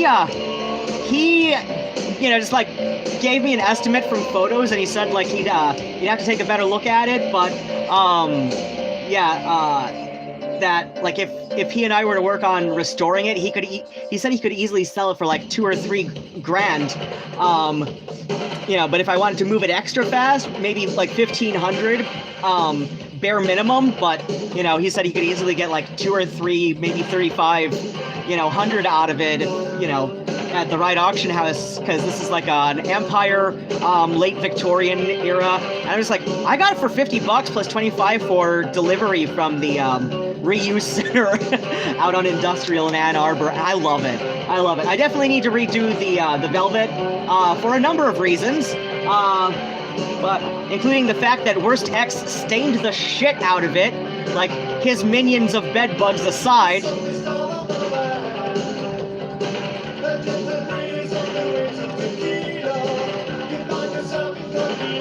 But yeah, Worst X, like, did his laundry all of once. At least once. Like, maybe twice if I'm if I remember, you know, maybe twice if I'm misremembering, but definitely like, it was definitely in the single digits in like the whole like 10 months he was living here with me. And I'm like, what the shit? Like, no wonder like a funk wafted on me when I would come in, right? But that's another story for another time. He's a fucking joke. Like, like the only time I bring him up anymore is like not so much to complain, but to you know, just like kind of rip on him. And oh my gosh, like the most recent time I ran into him was at a bus stop. Well, no, not even at the bus stop. Like we were both crossing the street to get, well, waiting for the street to cross so we could get to the Arborland Center and out on Washtenaw Ave in Ann Arbor. And he noticed that, like, if it hadn't been for him, like, making a big deal out of noticing me, I probably wouldn't have realized it was him because it was, like, dark out, you know, because, like, it was already, like, you know, after, you know, sunset. I want to say sometime, like, was that early January? I think it was early January. Either early January or very late December, right? So it was like, so it was in like that, like 3 weeks, that first 3 weeks after the solstice when it's still like really fucking black outside at about 6 p.m. on this, you know, part of Michigan. And I'm like half blind even with glasses. So yeah, like, you know, if he hadn't made a big deal out of noticing that I had like, you know, stepped up behind him, waiting to cross the street myself, I wouldn't have noticed him. I probably would not have noticed him because, like I said, like it was already like, you know, pitch outside except for the street lamps, and I'm half blind to begin with, and he knows, like, these are the thin lenses. These are the thin lenses with my eyeglasses prescription. These are thin lenses. Right? So it's like, and I still, like, only have, like, 20/60 acuity with these, so, like, I'm on the borderline of low vision, so like I said, like, when I say I'm half blind, you know, even with glasses, I'm not really being hyperbolic, like, very, like, maybe, like, very slightly hyperbolic, right? And of course, you know, because he's making this big deal out of noticing me, so it's like, most of the crosswalks in Ann Arbor and Ypsilanti, like, don't even have, like, the real buttons on them anymore. It's now there's, like, little, like, sensor things where it's, like, you know, like, it's just, like, it's flat, and it just senses, like, when, like, a human hand touches it.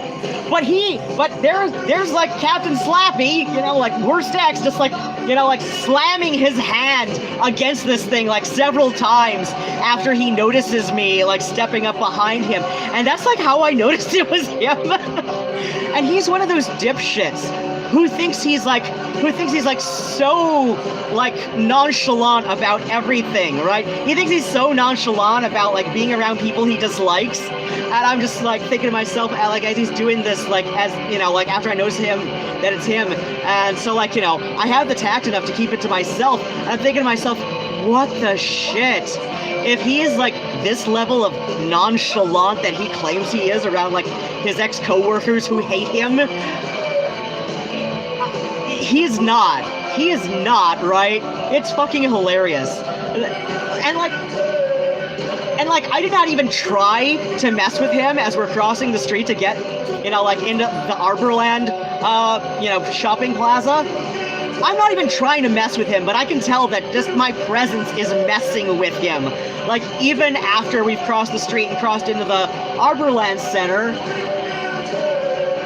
like, I'm not even trying, and yet I'm still managing to mess with him. And so, like, I'm laughing it up. I'm like, well, to myself, because I'm a tactful adult. I'm just like, this is fucking hilarious. It is. He's a joke and a half, and I kind of love it. I kind of love him again for it, just because I'm like, dude, the fact that I could just mess with him just by standing somewhere. Like, what's not to love about the guy you call Worst X? Who is just, like, so easily messed with? It's fucking hilarious. It is.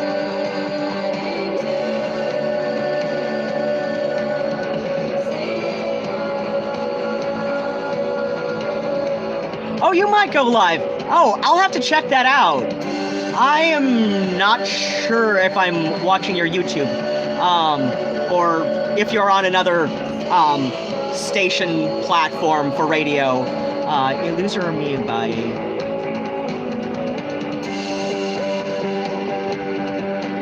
I Love Spirals. Oh, shit. Oh, no. Love Spirals is on my OneDrive still. Son of a bitch.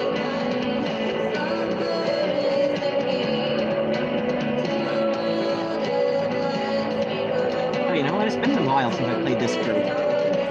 Or you know what? No. After this one. Wait. Why did I write that a second time?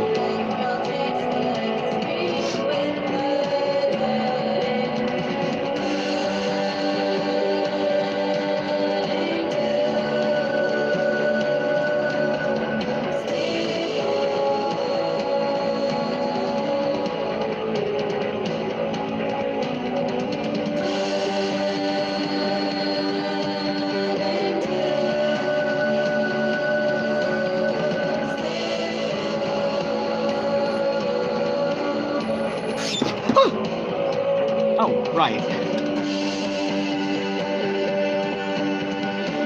My omnichord startled me.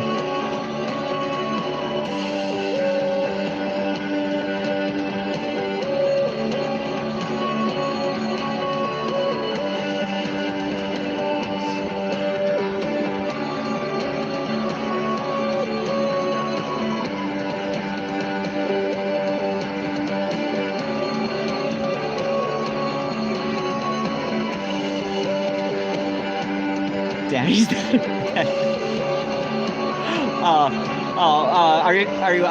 Was this in response to my worst ex, Anthony, with damn, he's that bad? I'm assuming yes, because that's, at least looking at the chat, that's all that makes sense right now. Literally wearing a Smith shirt. Oh, nice. Oh, good night, Emerald. I will hopefully see you next week. Hopefully, like, nothing gets in the way of me doing this next week. You know, as in exactly a week today. If Anthony's going live sometime next week, hopefully I will be able to tune in, because hopefully schedules won't conflict.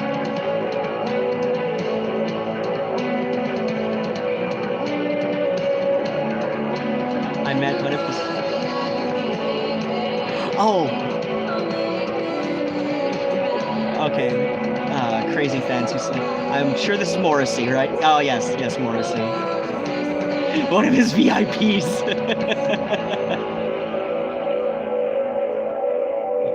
There's one VIP fan.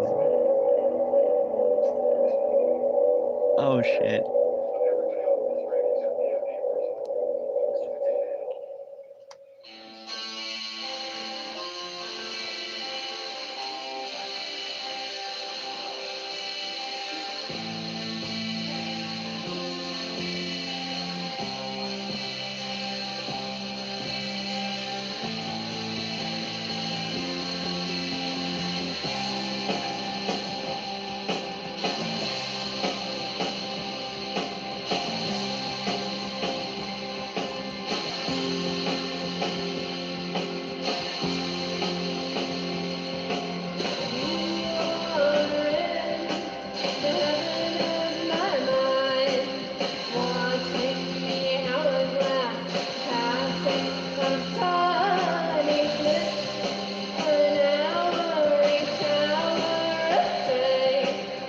Oh shit, I gotta plug in the phone or we're gonna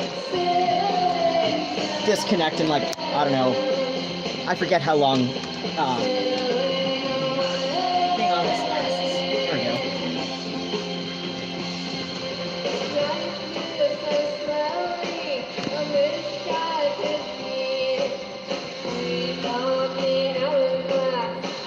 Good night, Darkly Tailored. Or wait, who's leaving? Is it?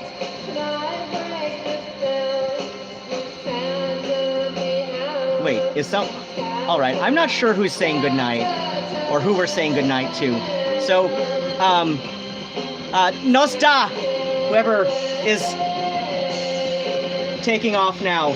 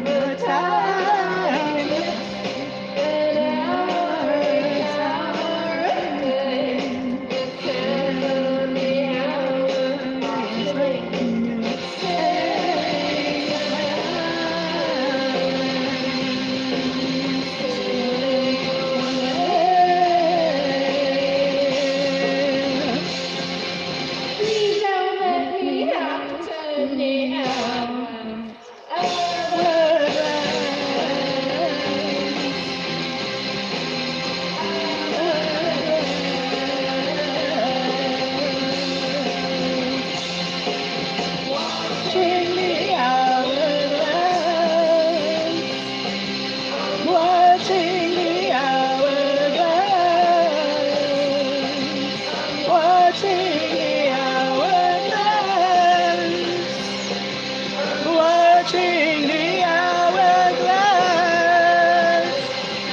Oh, thanks, Anthony. I'd love you to message me. Like, anybody can message me on Instagram, or, you know, like, email or whatever. I don't know. I kind of got into a habit of, like, very sparsely checking up on my,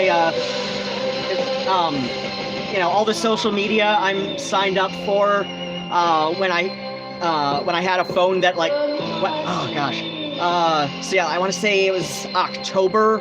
I accidentally dropped my good phone on the bus, and I got no idea where it is. I even put it up a lost and found notice on both Nextdoor and Craigslist and a couple local Facebook groups, and somebody is not being honest about you know, taking my phone. But yeah, so I had to use the spare that came free with the, you know, government subsidized thing, and like to say that the free phone is bottom of the barrel is an insult to all barrels everywhere.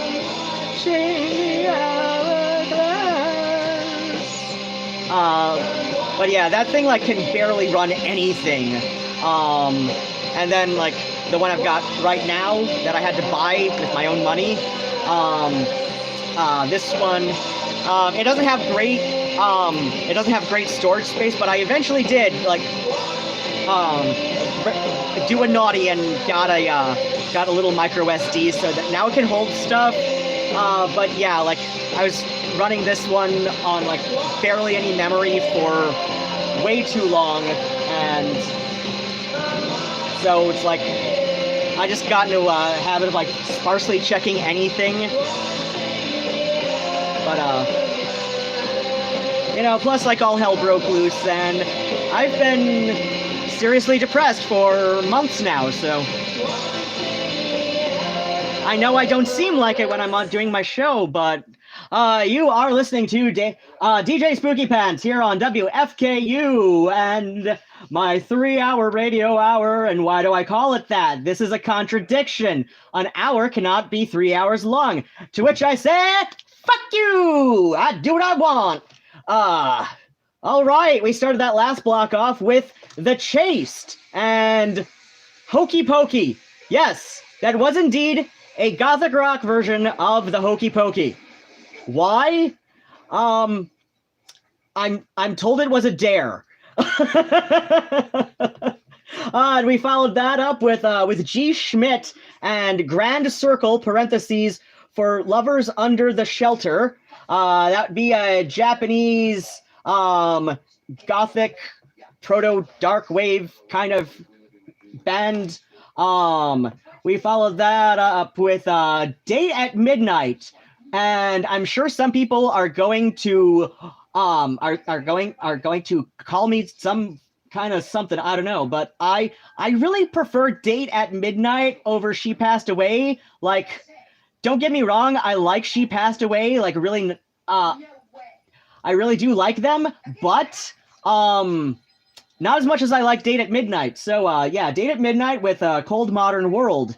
Then I went with number 4 on that album of 7 tracks that I was trying to figure out which one I wanted to load up because they all are really good. So Emerald Sturgeon in the YouTube live stream simulcast chat, she picked 4. So I went with Soldier of Love by Quasimodo from their album, or EP, I don't know. It was only 7 songs long. Yeah, each averaged about, I don't know, like 4.5 minutes long. So is that like EP length, or would 10 be closer to LP length? I don't know. But yeah, they're self-titled 7-song album of sorts called Soldier of Love. Because music shouldn't be political, right? But yeah, it is. Especially anything derivative, anything that spawned off of punk, it is very political. It literally always has been. Like, music has been political for as long as there has been both music and politics in the history of human civilization. Trust me. I'm the one who went to school for this shit. You probably are not. I know what I'm talking about. And if you think that I don't, trust me, you are fucking wrong. Then after Quasimodo, we had Play Dead doing is Burning Down, right, long version. Sometimes I can't read my own handwriting. Maybe I should have gone into medicine instead. But no, music is literally the only skill I have.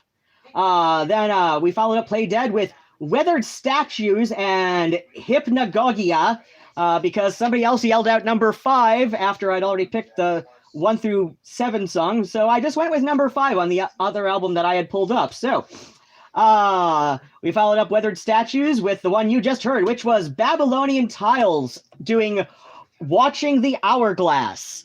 Yes, the whole like hippie bohemian goth subculture minor trend of the late 1990s, right? Trust me, it is a thing. It is very much a thing. I lived through it. That is still very much how I dress when I'm going out dancing. So, and let's have Australia's answer to The Cure.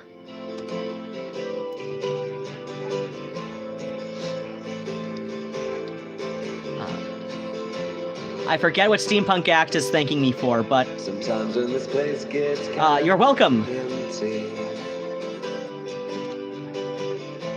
Sound of the breath fades with the lights.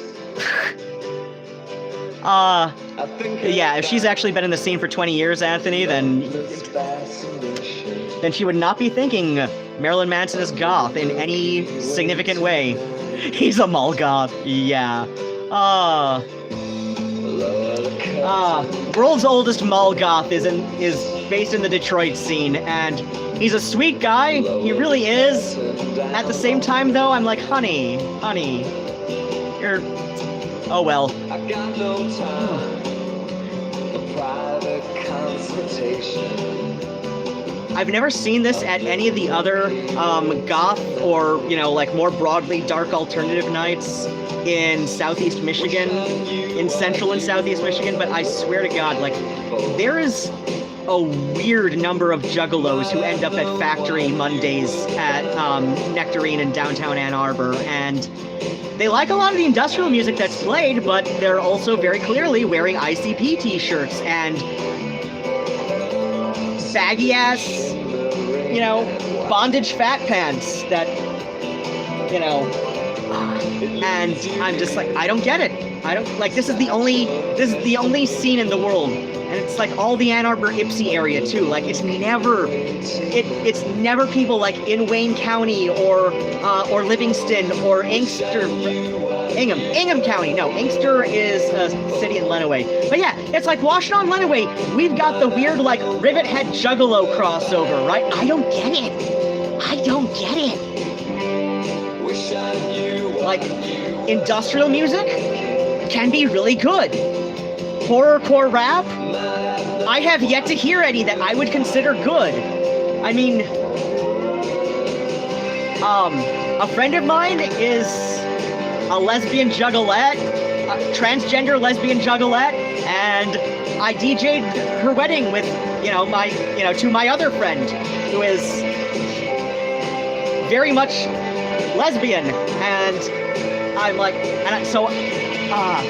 because they were paying me, I went ahead and played. I think it was Down with the Clown. She wanted to see me play, just for the sake of like having something to like jokingly hold over my head like that. And it's not quite as unlistenable as I remember from high school, because I was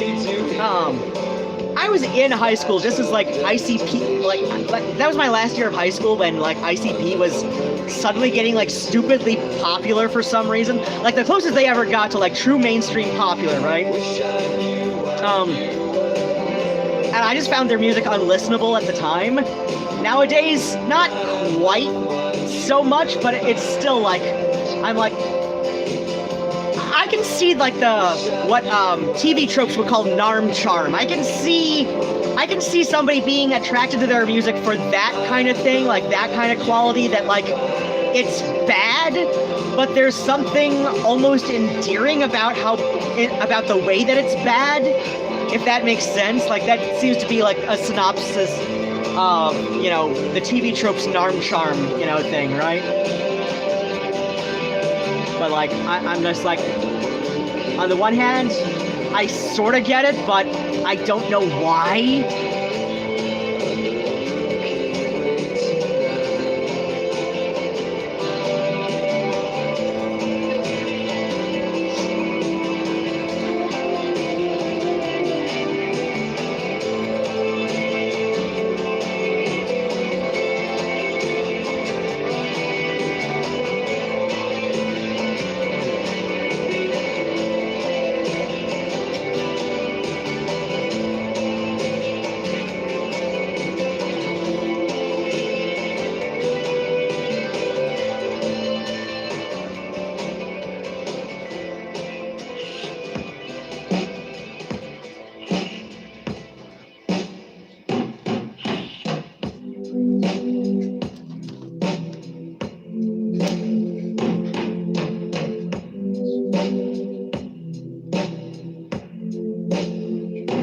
Close enough to ethereal in some ways.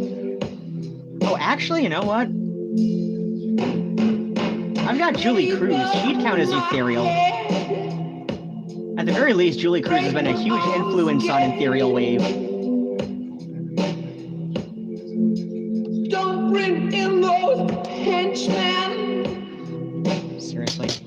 The way they tickle my toes. I need to get something to drink. My mouth is so pasty dry.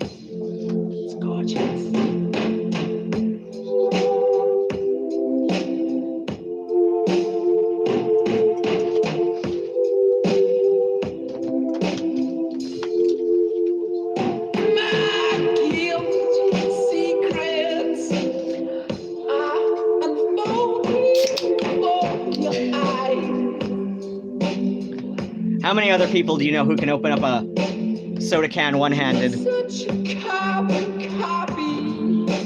of my brother. Princeton. Regarding Anthony Scott's comment about how about her friend, the mall goth lady whose friend says industrial is goth. Well, you know, Angela Benedict, you know, like her gateway into and she said this in several videos, a couple very prominent ones, that if I recall correctly, yeah, there's,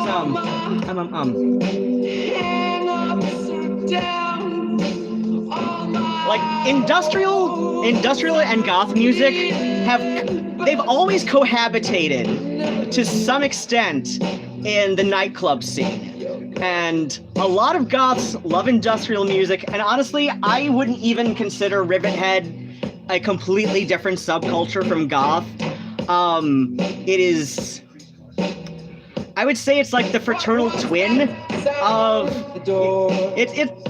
Rivetheads are like the fraternal twin to Gothic rock fans, because especially in the live music and nightclub scenes, especially in the UK, industrial and Gothic rock like have always cohabitated, like since the very beginnings. And you know, like you look up a lot of musicians who are known for, you know, goth or Gothic post-punk. God damn, I hate that. I hate the way that, like, some of the lighter Gothic rock has been, like, you know, like, basically, like, 3/4 of the Gothic rock compilations that Mick Mercer put out in, like, 96, 97, and 98. Jungle Records in the UK, with Cleopatra distribution in the US. Like, you know, like, you go onto Reddit these days, and like people would like say like, oh, like 7 out of 10 of every one of these songs isn't Gothic rock, it's post-punk. I'm like, no, post-punk is not a thing. Like, at best, post-punk describes a movement that was a backlash against the rapid commercialization of punk rock, especially in the UK. Especially in the UK. So yeah, post-punk is not a genre. Post-punk is a movement. And so yeah, like, you know, stuff that I cut my teeth on as Gothic rock, like to see it rebranded in a way that is basically trying to, you know, it's basically a way to like tell non-goths that Gothic rock is safe to listen to, right? Because goths is scary. But no, it's like, but yeah, like the like you look in a lot of the earliest musicians, Daniel Dax plays industrial music as well as this very avant-garde dark Gothic pop that. What else would you call her music? What else would you call her solo records, right? But yeah, like she was with the industrial, you know, very experimental, like Genesis Peorage, Throbbing Gristle vein of industrial music. You know, Lemon Kittens, she was doing industrial music before she was doing, you know, Gothic rock. Fad Gadget has been equally influential on both industrial and Gothic rock music. In fact, like there's a lot of his music that I would like if I were to use like all the little micro labels people on Reddit use these days, is like yeah, like I would call maybe a third of Fad Gadget's music dark cabaret. But you know, when I was a teenager in the 90s and going to clubs with my brother-in-law in the UK and scouring the Ann Arbor record shops on a day trip like every other week, every other weekend, like, you know, my high school friends and I in Lenawee County, we'd take a day trip up to Ann Arbor and just scour through the record bins and the comic shops. And it's like, you know, so like what I cut my teeth on as, you know, goth music, as, you know, and, you know, that's why, like, you know, people about, like, my age and Angela's, like, you know, we'll broadly refer to goth music and, you know, like, just to, like, appease younger people or, you know, people otherwise kind of newish to the subculture. You know, like, yeah, like, Gothic rock is but one genre in the label, in the very broad umbrella of goth music, right? So it's like, if you're talking goth music, then yeah, industrial would count as goth music because, like I said, like they've always cohabitated in the club scene. Like Batcave hosted Throbbing Gristle, and contrary to popular belief, Virgin Prunes never once played Batcave. And yet so many people call them the Batcave fans. I'm like, well, no, because first off, they never played Batcave. Secondly, they're Irish, not British. I should write this down.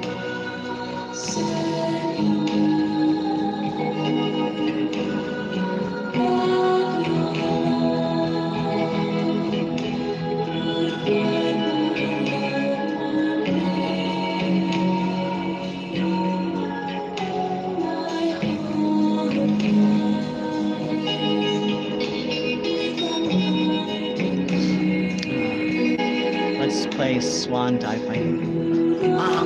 Do I have this ascension on here?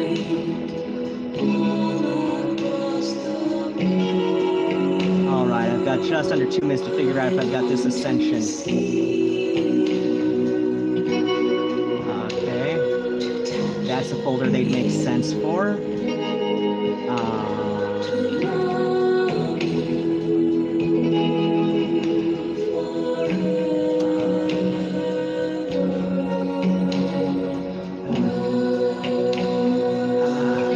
I kind of want to use the search function on Mix here to see if I was able to get anything by this ascension off my OneDrive right now that's like on a compilation, because I just looked up the you know, like micro genre folder that they'd make the most sense for, but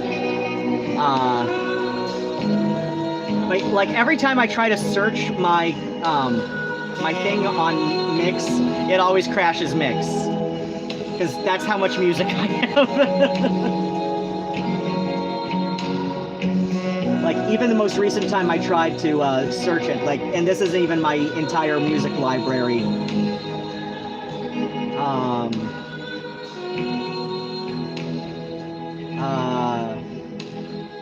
All right, this is ending, so I'm just gonna put on something very random right now while I continue to see if I've got anything by this Ascension in my compilations.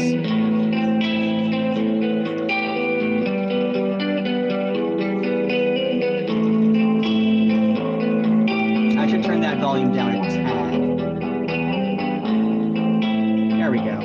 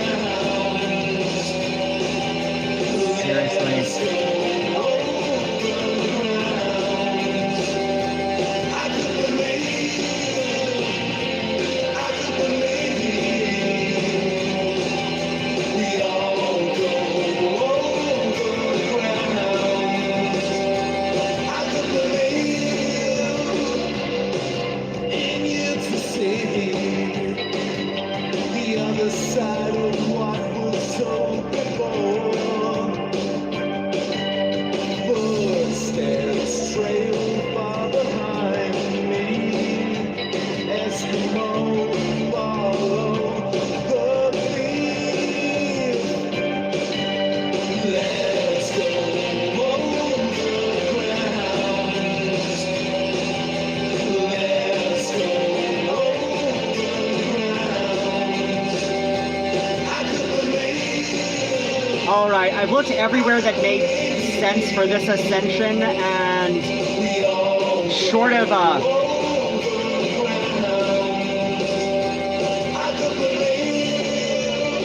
combing all the folders that make no sense,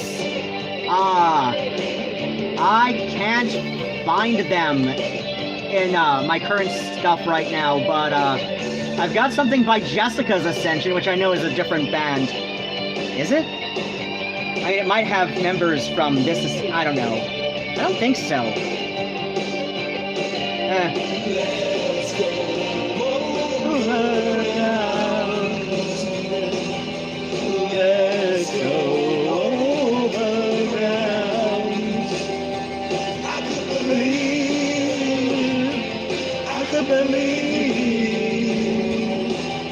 we all go over ground. I could believe.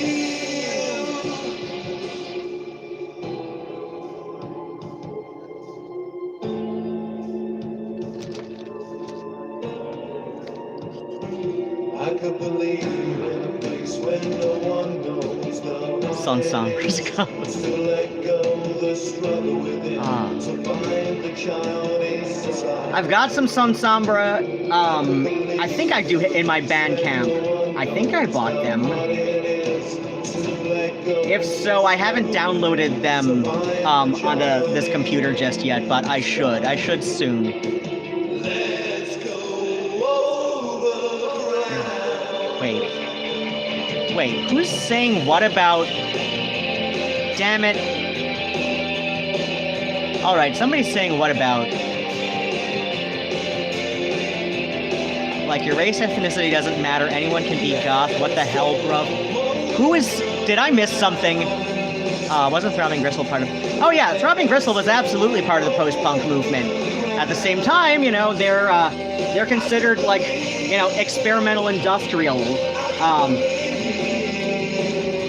Because yeah, like I said, like, post-punk, it's not a genre. It was a reactionary movement. It was a movement reacting against the rapid commercialization of punk rock. So yeah, like a lot of musicians got a little bit more experimental. Others, you know, were like pulling from influences that, you know, weren't closely related to punk rock, but they put, you know, like that punk ethos to it, you know. Oh yeah, this sounds completely like, yeah, this is not a band related to this Ascension. I highly doubt anyway. Victoria Sparrow.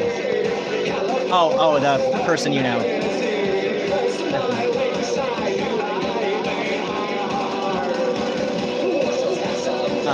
Darkly Tailored says someone that bullies other goths based on race/color, religion, or sexual orientation is ungoth. Oh, I agree. Yeah, and of course I agree with Angela when, you know, she says that, you know, they're pretty posery. I mean, at the same time though, that's like coming close to like no true Scotsman kind of arguments where, but it does show, like, if we're assuming that, you know, all you need, you know, to if we're saying that the only requirement to be a goth is to enjoy goth music, then yeah, that's a total no true Scotsman kind of thing, right? But at the same time, this is how I managed to get a lot of people on Reddit to say, you know, to include in the definition of what it takes to be a goth is that you have to be at least a somewhat active participant within the subculture. whether that's only online or, you know, you go out to clubs and other meetups like at the library. I've been really wanting to have like some kind of like Gothic book club locally somewhat. I'm not sure how I would take this online. But yeah, like, you know, you gotta participate in the subculture in some meaningful way. How you're defining meaningful can vary depending on, you know, your local scene and, you know, the people you know both locally and online, but, you know, that's the two requirements. One, you gotta enjoy some form of goth music and, you know, and have like an appreciation, you know, at the very least for, you know, the other subgenres within that mega umbrella of goth music. Like, yeah, like, sure, like, maybe you prefer industrial music over,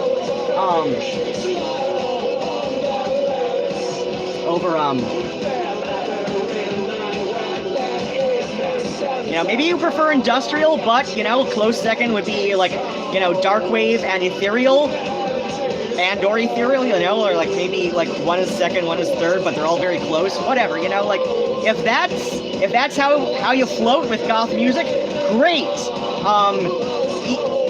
You know, if that's how you float, and if, like, you know, you have some meaningful participation with the subculture, whether that's online only just due to your circumstances, or whether you go to like in-person meetups, you know, it doesn't have to be at nightclubs, you know, like just like go on, like, you know, when things get to reopen, like libraries and shit. Oh my god, I miss like getting lost in the stacks at libraries. I really do. But, you know, can't do that right now because we are living in hell world. But yeah, like, you know, if you want to, like, you know, when shit reopens to some semblance of normalcy, then yeah, like, you know, like, just like go onto, like, you know, Facebook. You're gonna find at least one local-ish Facebook, you know, goth group. And, you know, like, say, hey, I want to, like, do a meetup at a library, you know, like, and, like, we can have a Gothic book club, and, like we can all read, like, the first, like, Sandman collection, and then, like, come back, like, you know, next week and, you know, like, share our thoughts about it, like, you know, like one of the Wine Mom kind of book clubs, only this one will be cooler, right?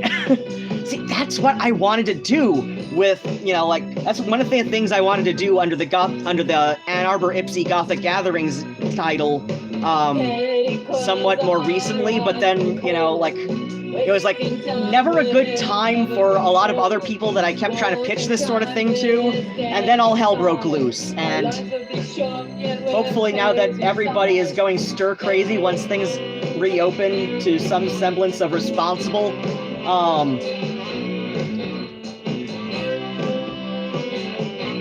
you know, hopefully people will be, like, more up to, like, actually, like, socializing again, since, you know, like, we've had no other choice but, you know, like, you know, unless we want to be, like, irresponsible plague rats like Kat Von D,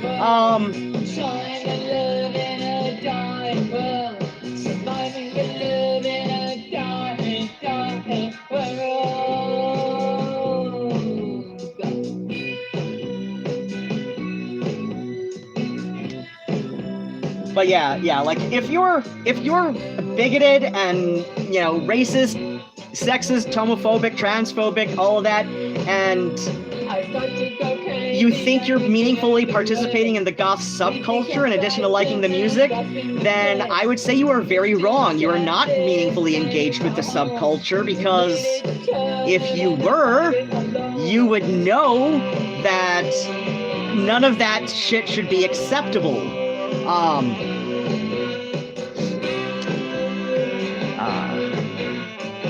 That's what I say. Goth. Oh yeah, goth is for anyone who's interested, as Anthony Scott says.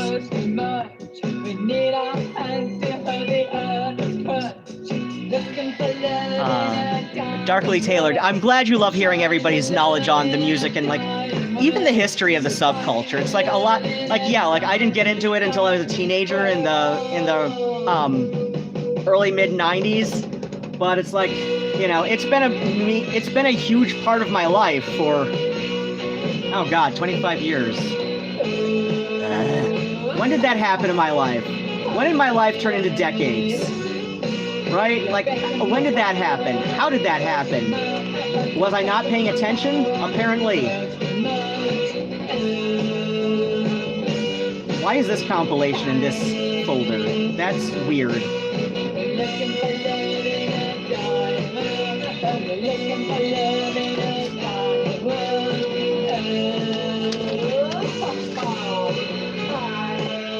Oh, you know what?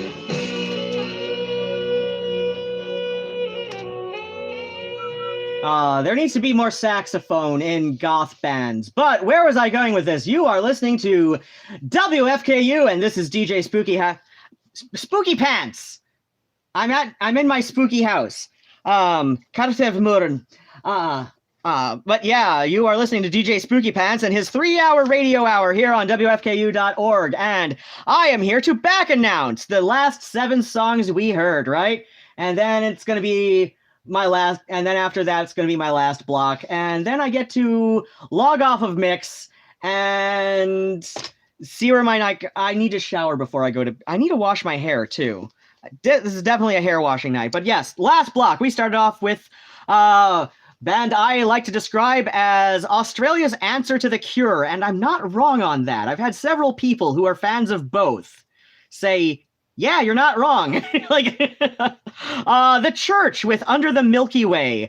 Then we had Gene Loves Jezebel with Gorgeous, followed by Julie Cruz and The Nightingale, because one of my lovely strange people on the YouTube Poor Excuse for a Simulcast live stream was saying that I'm assuming his favorite like micro genre of goth music is ethereal, and I'm just like, you know, that Gene Loves Jezebel song, close-ish. Julie Cruz, huge influence on ethereal music.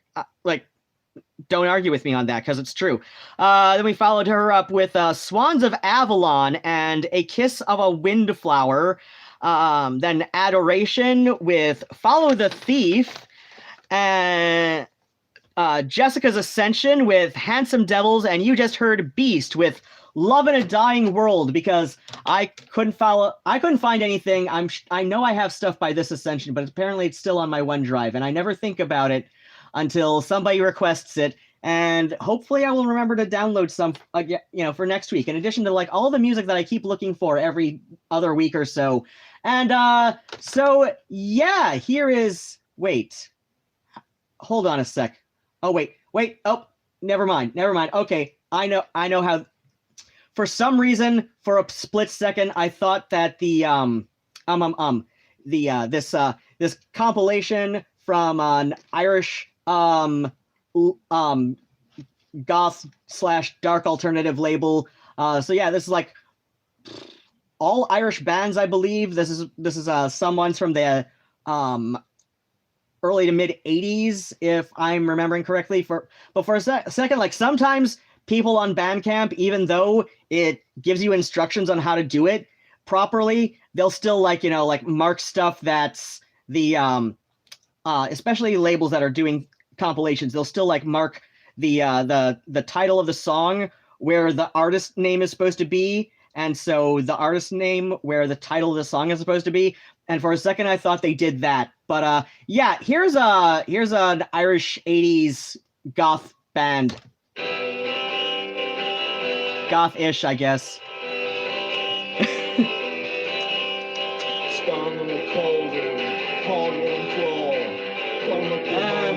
I'd say more like generically punk / post-punkish. Like in that kind of like nebulous sort of thing, like alongside Echo and the Bunnymen and all that, right? Like, what the hell micro-genre is Echo and the Bunnymen? Nobody knows. But we all know that that Rick from the Young Ones, instead of writing to his solicitor, wrote to Echo and the Bunnymen. Dear Mr. Echo,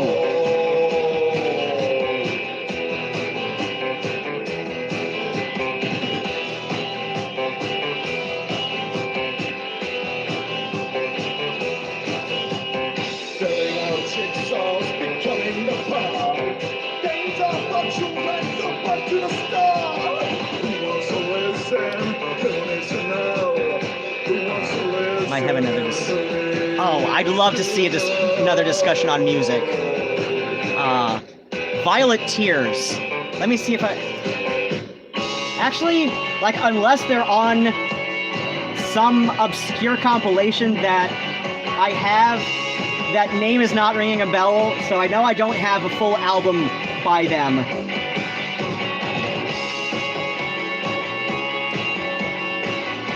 So yeah, I know I don't have a full album by them, but they might be on an obscure compilation of some sort. Oh wow, I love this compilation that I have. It looks like I have to do some stuff because I just have these, like half of this compilation is simply marked under the song title, Japanese title. I'm like, seriously? Seriously? Like, I know when you're putting, I know they call it pinyin when it's Chinese characters put into the Latin alphabet, which is what English uses. I don't know if they call it that for Japanese. But yeah, my brother-in-law, he's Chinese. So that's how I can that's why I can recognize a lot of Chinese versus Japanese stuff.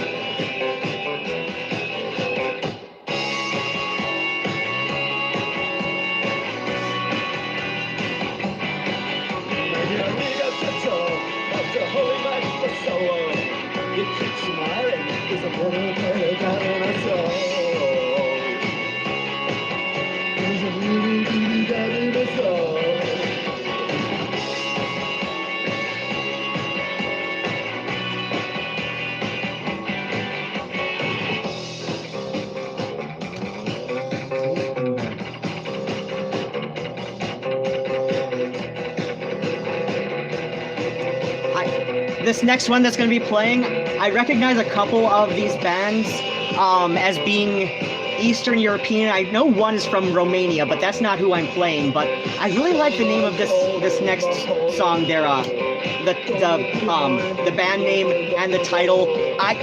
That's why I'm playing it. Gotta be honest when you've got, like, you know, a compilation full of stuff that you barely recognize. Because sometimes that's just how I be on Soulseek.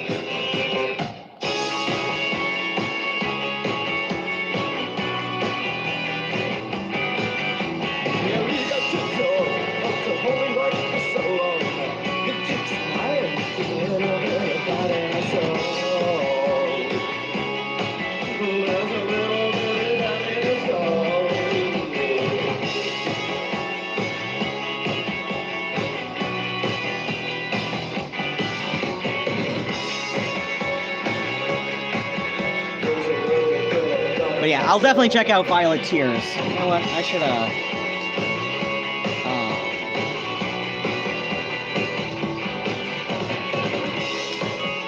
I should get one of my little sticky note tabs to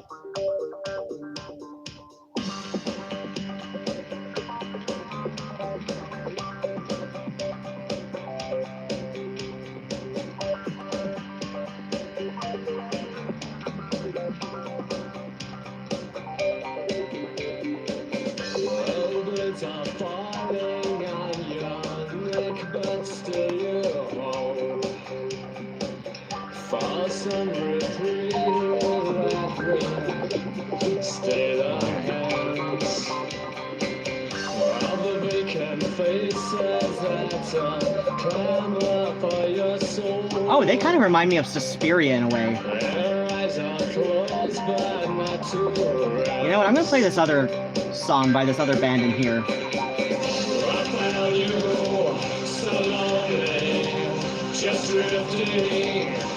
I hope there's other old people in the chat on my stream here who recognize Suspiria's music if I would play it and agree with me that this kind of reminds me of Suspiria.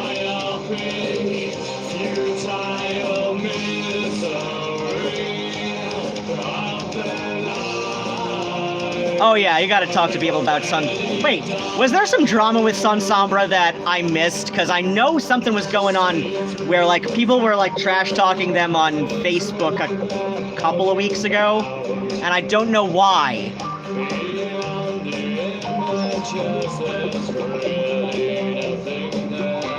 Hi, Dick. Another person.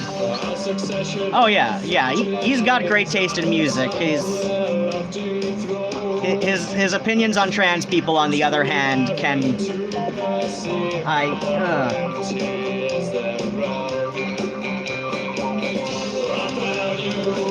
Oh, I love Kelly. I love Cadaver Kelly, too. She's sweet. She's a sweet person. Echo and the Bunnymen are new dream shooting. That's one... I like that. You know, I should make that an album title.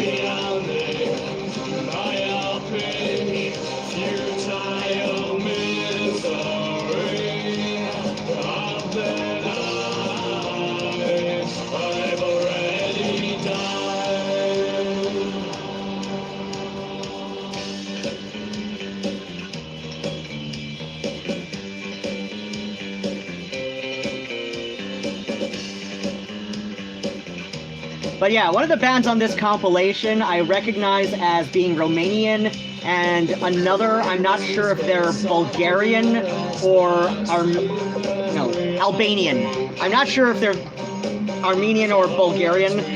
One of the two. I don't know why I confuse those two countries. So I'm assuming most, if not all of these bands are Eastern European. Yeah, I need to get my Sun Sombra on here.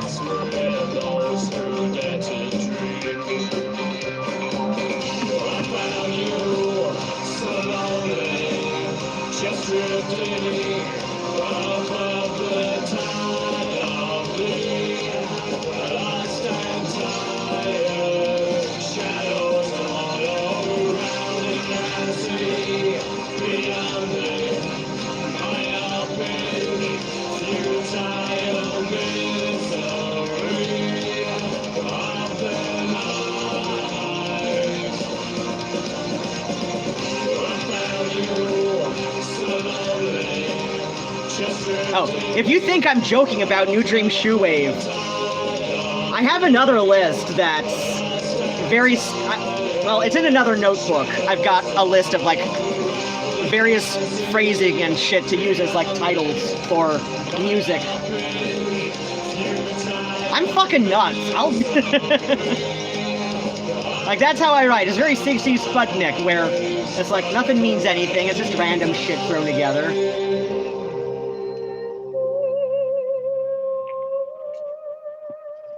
This is another situation where I really liked the name of the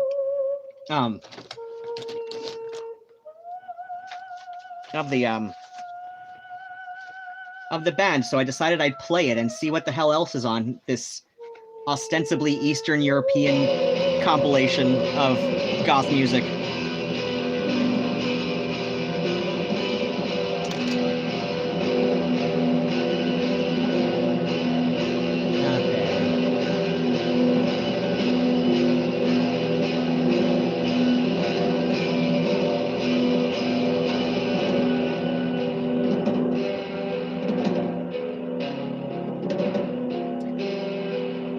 Whoa, whoa, whoa, whoa.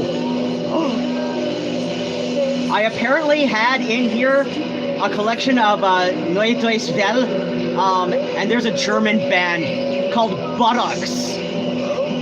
I have to play the German band called Buttocks. I have to. I have to.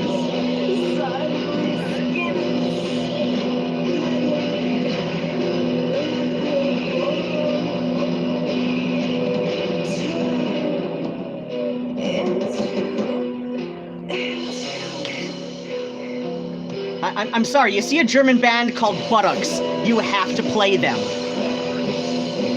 You have to. It should be a law.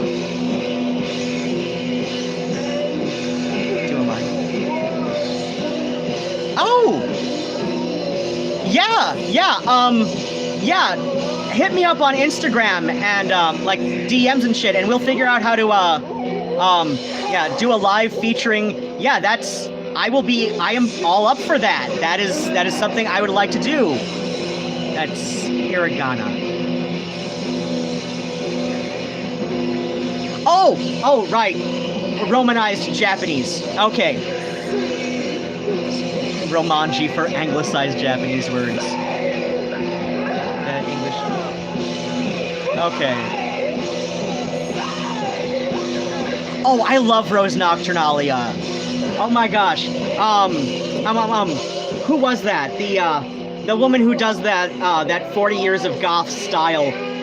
She missed a chance, you know, to have Rose Nocturnalia doing the, you know, Gothic EGL look. Like, she needed to make that happen, but especially since, I don't know, I've heard through the grapevine that they're both based in the Toronto area. In which case, it's like, why didn't you jump on that? Right? But yeah, I love Rose Nocturnalia. She just seems like such a sweet person, too. Gonna need a DM of... Oh, wait, of this set list? Yeah, I can, in fact, like, why do I keep looking for my watch? It's in the goddamn glass by the kitchen sink. Yeah, I'm keeping my fingers crossed that I'll be able to post this to Mixcloud either tonight or tomorrow. I know I keep saying I will, but I'm really loving this set, and I've got a bunch of, like, obscure bands that I'm just playing because I saw their name and loved it, and I'm just like, holy shit, I had that compilation on here.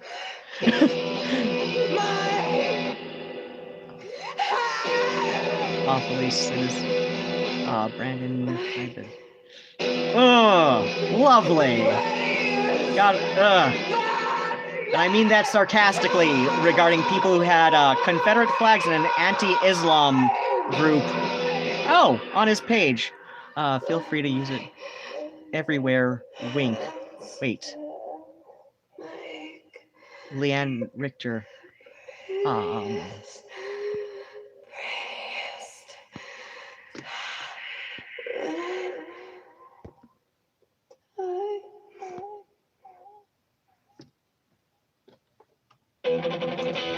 Here we go. Yes, German punk band called Buttocks. I love this. You have to, right?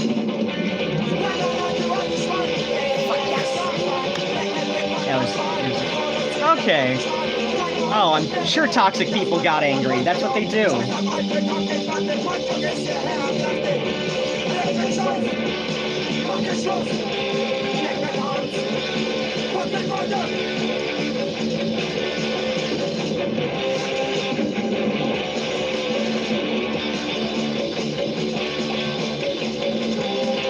Is my echo in the bunny? Ah, yes.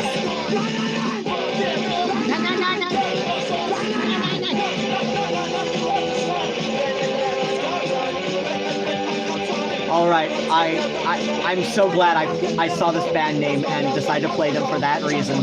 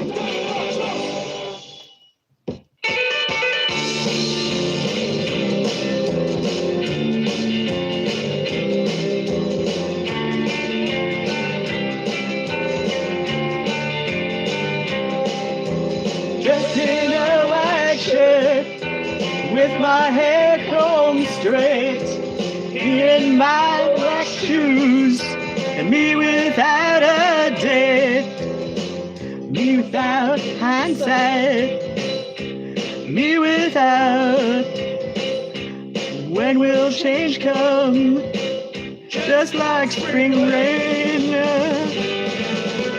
When I'm back, coming down like love, coming at my feet, just like spring rain. Coming down my lawn, cousins and child brides, for the camera, on their best sides. Don't on their best sides. When will change come? Just like spring rain. Coming just like she's coming down like love, falling at my feet just like spring rain.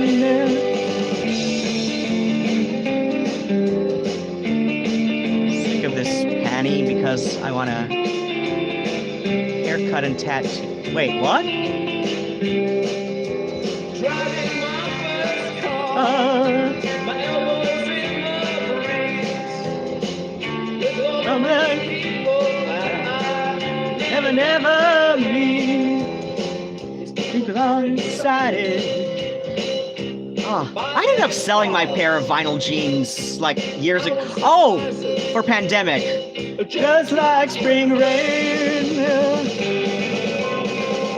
Just like she's coming down like harvest, going down my feet, just like spring rain. Coming down my cheeks, falling in so smooth, falling at my feet, just like spring rain. Oh, I haven't cut my hair since 2012. Falling down like spring rain.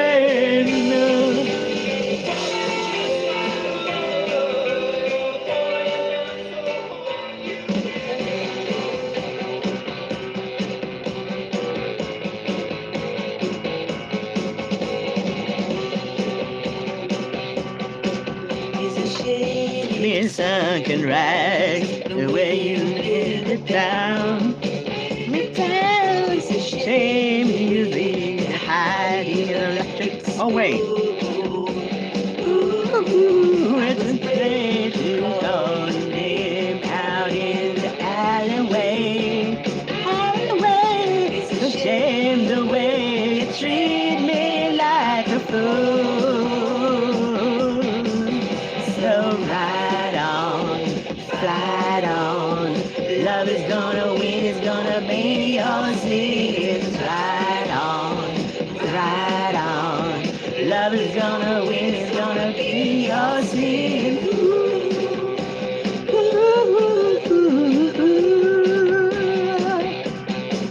It's a game big on the grave. Now the way you smile on me, smile on me. Every bird that cries on the window. Ooh, it's a shame that you slip my way with poetry. Poetry, it's a shame the way you treat me like a fool. So fight on, fight on. Love is gonna win, it's gonna be yours. It's fight on, fight on. Love is gonna win, it's gonna be yours. Ooh, ooh,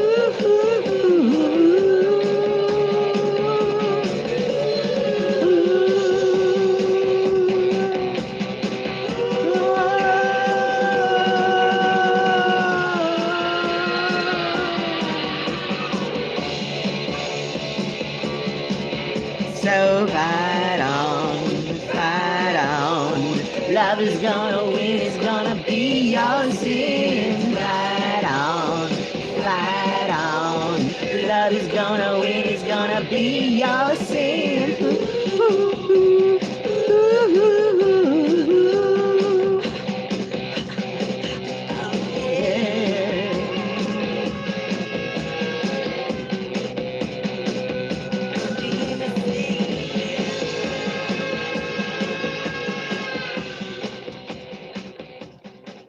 You are listening to WFKU.org, and this is DJ Spookypants with his 3-hour radio hour, almost closing up for the night. So, wait, that's the wrong list. All right. Right, I should write that down.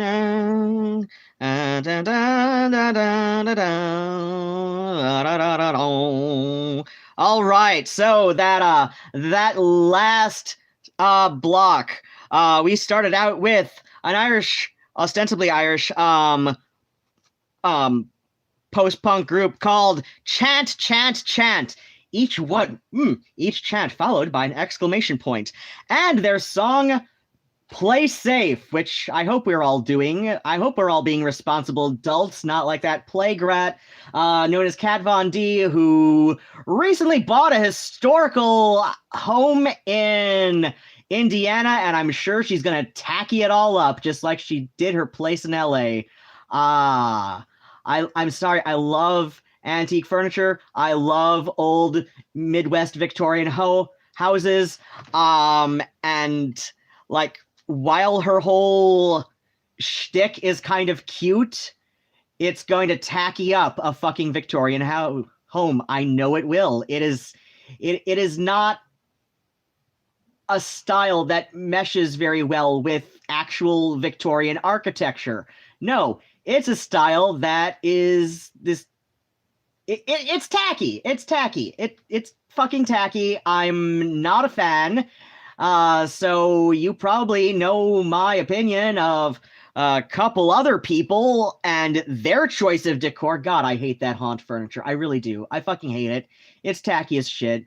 It's ugly. I'm not going to lie to you people. It's ugly. It's just ugly, and it's expensive, and I'm sure people think it's well made, but what I've seen of it, I have my doubts. I really have my doubts. Then again, I grew up in antique stores, so... And away we go. Where was I going with this? Fuck if I know. All right, yeah. So yeah, after... Oh, right, yeah. Chant, chant, chant. After their song Play Safe, which is how I got sidetracked to... Queen of the Plague Rats, and of course, knowing her, she'd probably take it as a compliment, and that's how I got on Victorian furniture, right? Yes. Then we had I'm sorry, I can't read my own handwriting right now. Soulscape, and their song Dream Free, and this one and the next one are both songs off of a compilation that I think is all Eastern European Gothic post-punk bands, because I recognize a couple of them as, like, one was specifically Romanian and the other was either Albanian or Bulgarian. Please don't ask me which. Please don't ask me why I confuse those two countries so often, but I do. But yeah, so Soulscape with Dream Free, and then we had Fear of Dolls with The Prettiest Song, which definitely sounded like such at the beginning, didn't they?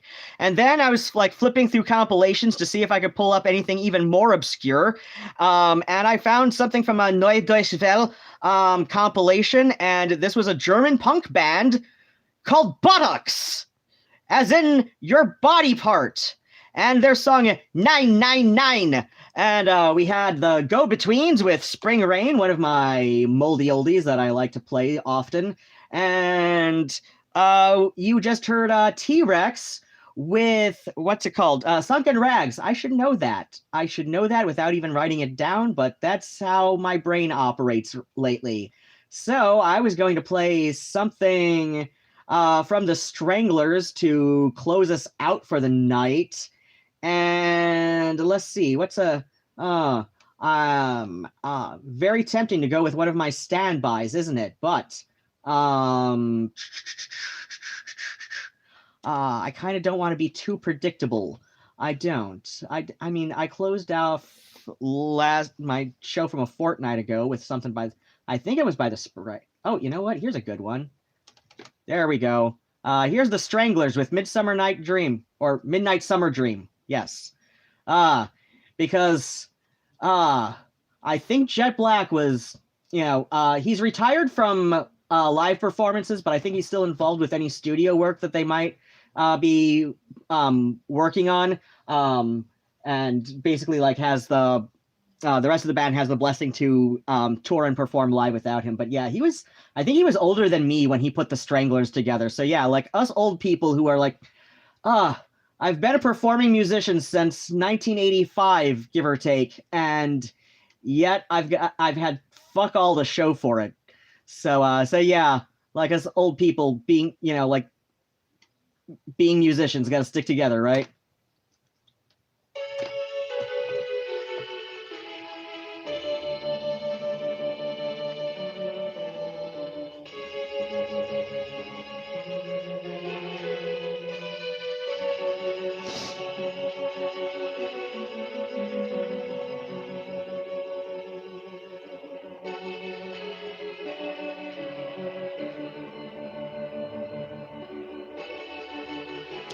All right, let me see what's up going on with the chat now. Okay, panty short for pandemic. What did Kai do that was transfer? Because I've been hearing. Yeah, if memory serves, I think there was something said in the comments on a post Angela made to Facebook. And that's if I'm remembering things correctly. At some point, like a whole lot of stuff online, especially this last year, just kind of all meshes together at some point. And I get very confused about, like, what was said by who and where. But if I'm remembering correctly, it was something said in the comments on one of Angela's Facebook posts to, like, her personal profile. And I think she deleted or set the comment as hidden, and then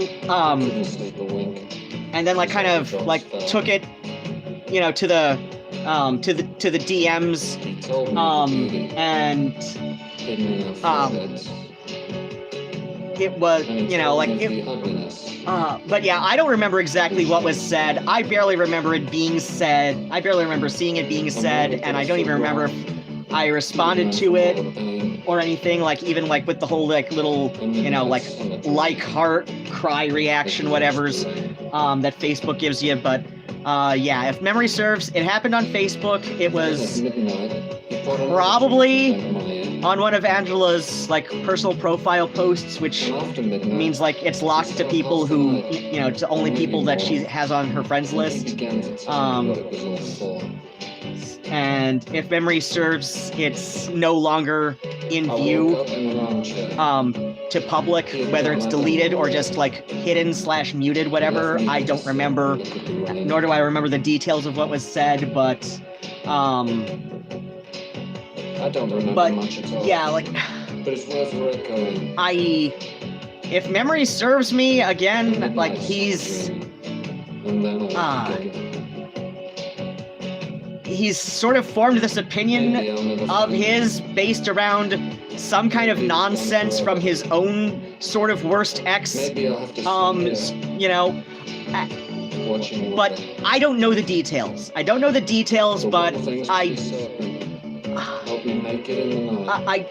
do know he's got this weird vendetta, like, against trans people that's just, to his credit, he keeps it low key, which, I mean, sure. On the other hand, it's like, dude, seriously, like, nobody here's your enemy. It's really fucking pointless, but whatever. I haven't heard about what happened. When is the next show? Usually I'm on every Tuesday evening, 10 p.m. to 1 a.m. U.S. Eastern Time. But, yeah, I really should, if I don't get to it tonight, I've got a list of shit that I need to get to, I've got a list of shit I need to get to this week, including laundry. And, but yeah, hopefully I'll be able to get to it tomorrow, worst case Thursday. But yeah, I'll like post the Mixcloud link to a community tab post to my Facebook, as well as like sharing it on like Twitter and Farceborg and all of that.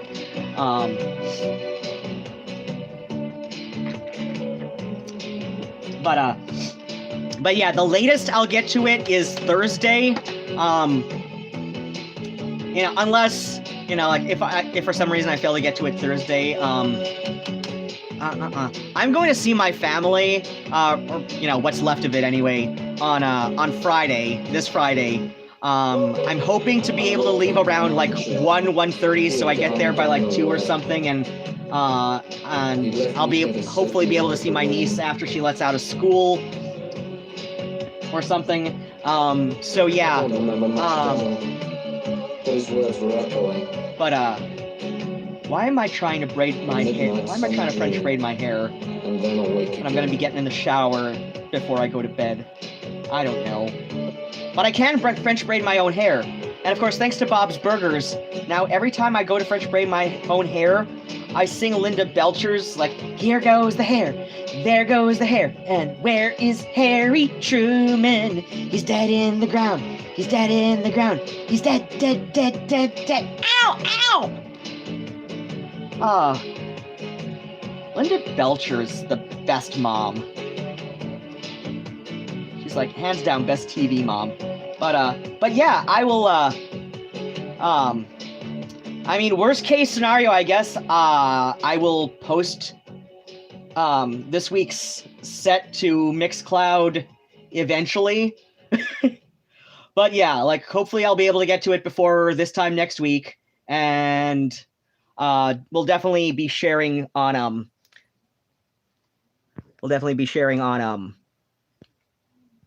what's it called? Mixcloud.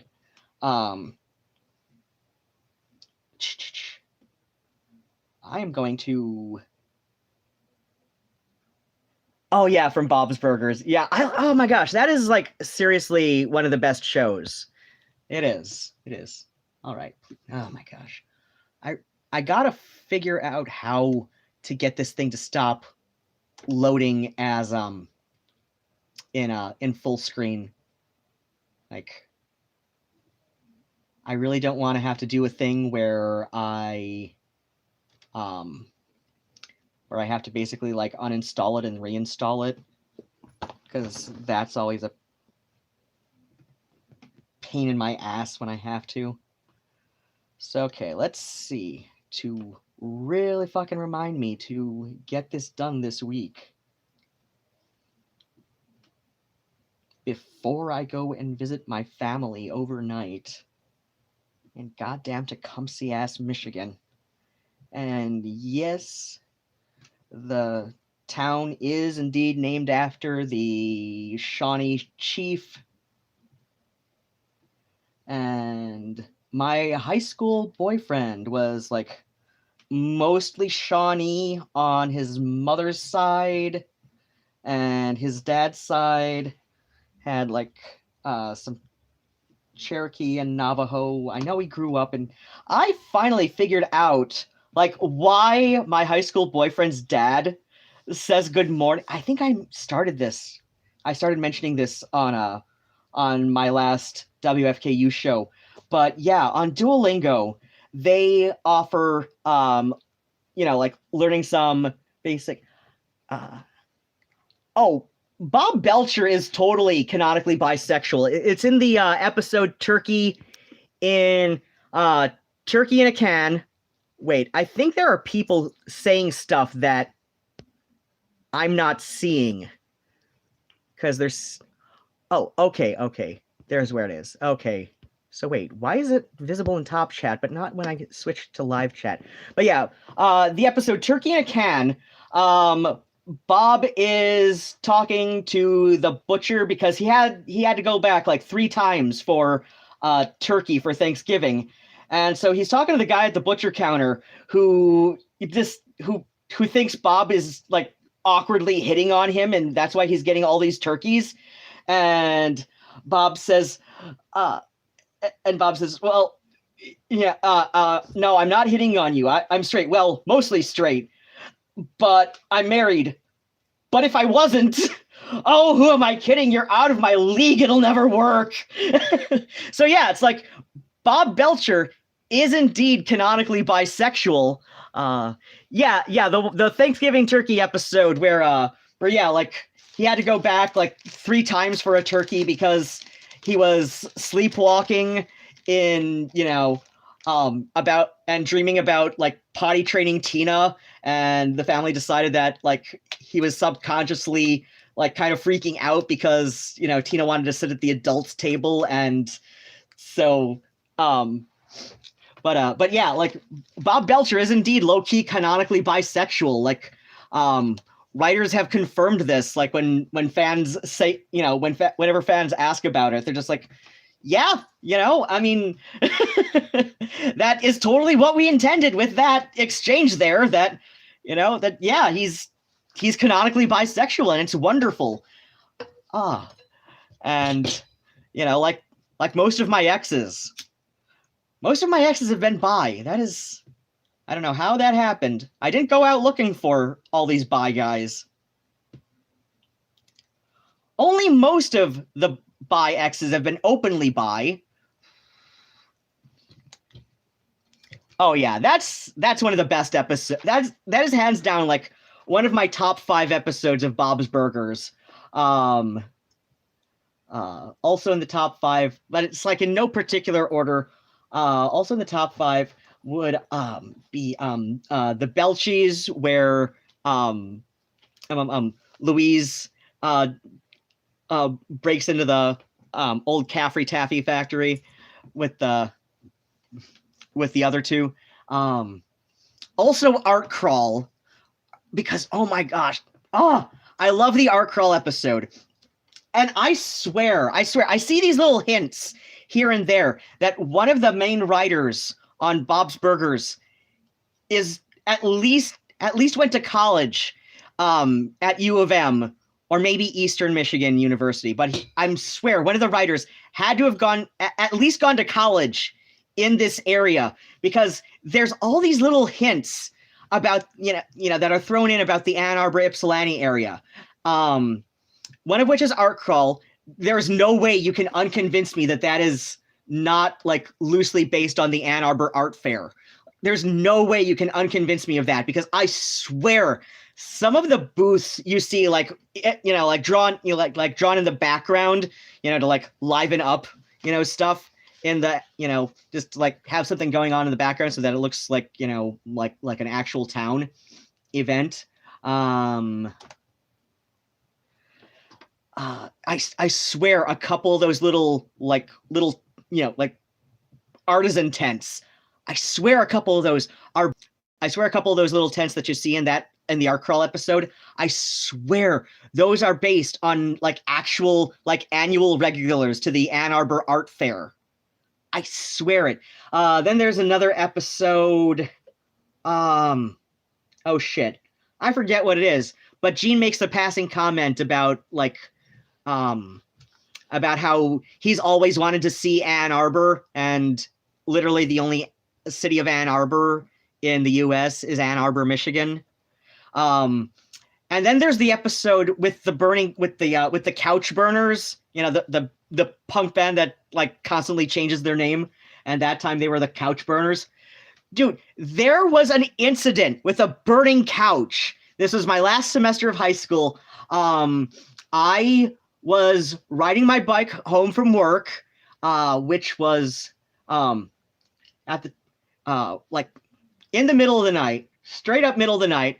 And I want to say this was like during a homecoming game week, and like right in the middle of the street. Now there's a lot of really weird intersections in Ann Arbor. In fact, there's this one intersection, like this was actually like, yeah, actually this happened like at that weird 5-point intersection.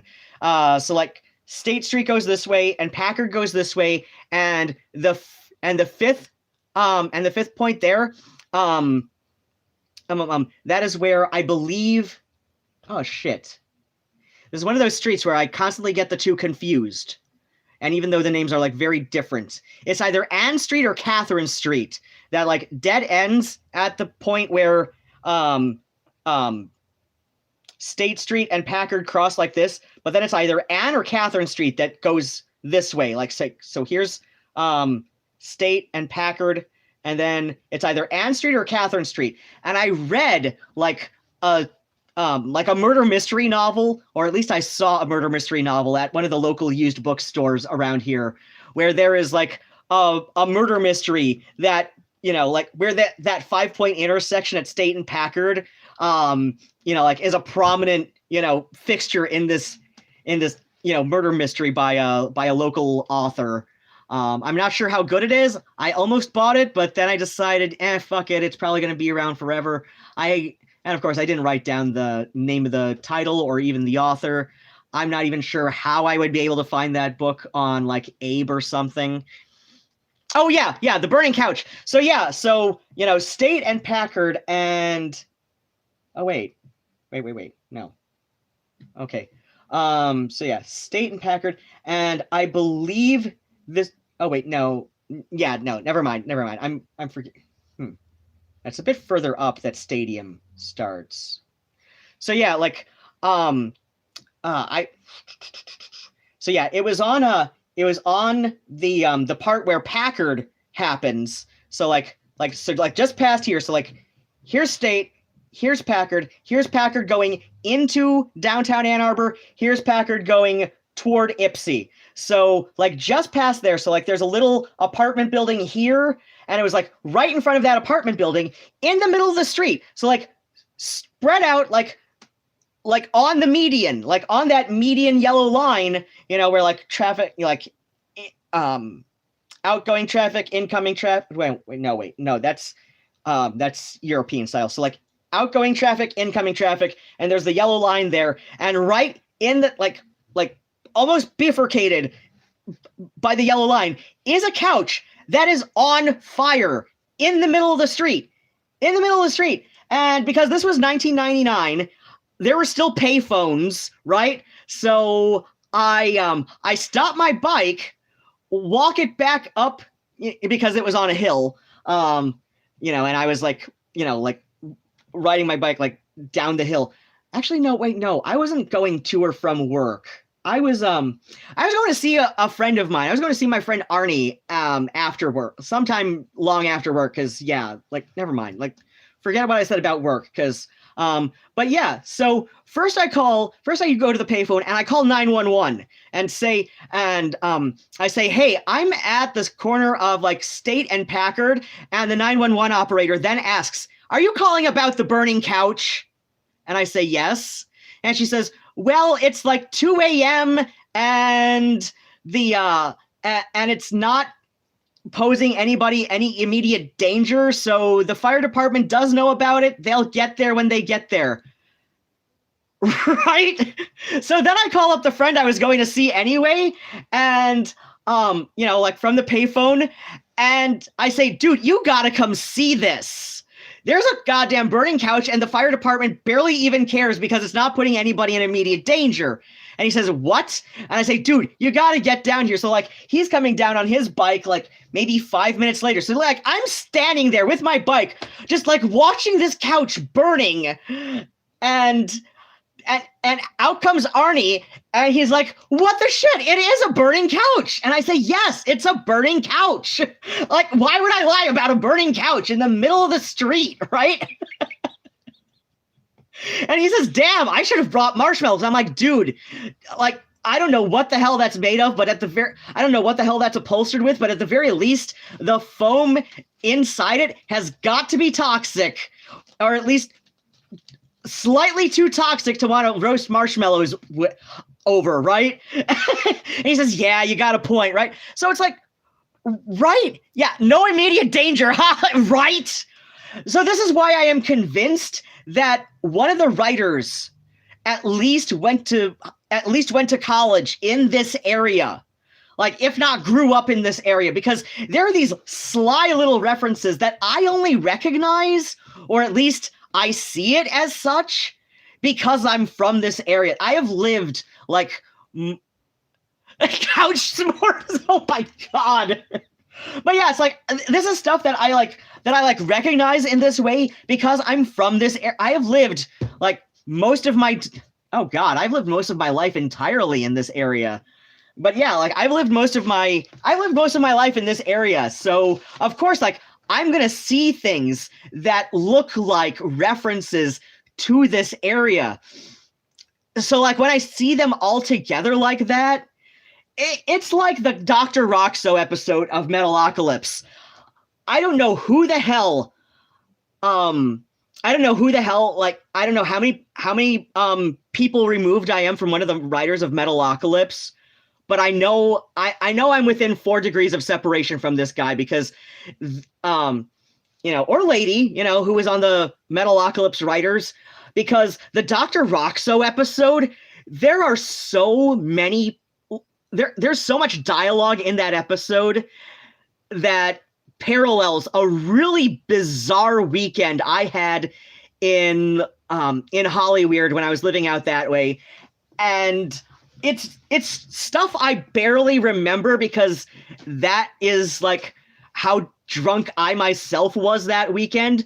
But so much of that episode is just so uncannily parallel to a weekend I had. I'm just like, all right, I am no more than 4 degrees separated from one of the Metalocalypse writers because this is all just too much. This is all just too fucking much to be merely coincidence. And I know most, if not all, the writers were based in LA, at least while they were working on the show. And a good number of them, are just like from the area because, you kind of have to be if you're working in media. What was I doing? Oh, right. But yeah. So when I see all these little like lines of dialogue and other weird little references in things in Bob's Burgers, I'm convinced that one of the writers on that show, if they're not from this area, they at least went to college here around 99, 2000, especially the burning couch, especially the episode with the couch, especially the episode with the couch. That is just too uncanny, especially when you consider that in that episode, yes, they set up the couch on the train tracks. And it's like that part of town was like no more than 2 miles from the Amtrak station. And there's a stretch by that Amtrak station that I swear they drew that part of at least the cast and crew on the show informally refer to the town on Bob's Burgers as Seymour's Bay. So yeah, like that little part of Seymour's Bay is a dead ringer for up by the Amtrak station here. You can see that, or we can see some of that in my upload on YouTube with I titled something like my thwarted concert vlog, where I was hoping to go see the Bedroom Witch playing in Detroit that night, but not only was the train late when it did finally arrive, I could have in theory gotten there in time, but I probably would have missed her set because I don't think she was going on first, and she's the one I really wanted to see. So I'm just like, what the shit? Like, so yeah, I just like turned in my ticket and got as much refund as I could. But yeah, like you can see parts of the Amtrak station there. Shit, parts of the Amtrak station are also in the concert vlog video I did when I saw Tim Capello at City Club. So yeah, like you can see, I mean, yeah, I'm sure there's enough small towns with an Amtrak station that look similar enough, but like I said, like that mixed with the couch burner episode, mixed with like Gene saying that he always wanted to visit Ann Arbor, which has to be Ann Arbor, Michigan. There's literally no other city in the US named Ann Arbor, mixed with a couple of the booths at the art crawl that are so uncanny in their resemblance to Ann Arbor Art Fair annual regulars. It's just like all this like put together, I'm just like, dude, one of these writers has to be from this area, or at least went to college here around 1999, because especially with the Burning Couch. Now it's possible he went to college, like either finished in 98 or, you know, earlier in 99, because that would have been the fall semester for 99, the fall winter, yeah, rather than the winter spring semester. But or he could have like not attended until year 2000 and just heard about the Burning Couch from somebody. But like I said, like, you know, that plus the way that their train track is set up, you know, is set up on that episode, it bears an uncanny resemblance to the Ann Arbor Amtrak station.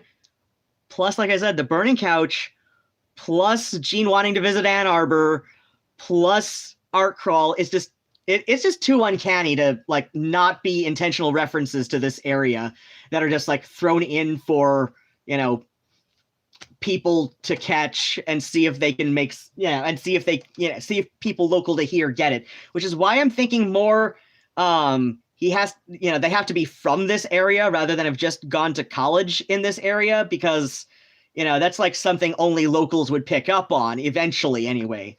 Or it could have just been thrown in for their own entertainment. Fuck if I know. But yeah, it's just, okay. So I'm, fuck it. You know what? I gotta reboot this computer. It's being ungodly slow right now. So, all right. That looks like a wrap. I'm going on almost 4 hours at this point. So, whoa, actually this is loading a little faster than I thought. But anyway, I'm like trying to pull up OneDrive so I can get some stuff to hopefully play on next week's show. Oh, good night yourself as well. I'm actually thinking tomorrow would be the better time to upload to Mixcloud, just because it takes forever because I have to manually enter everything in.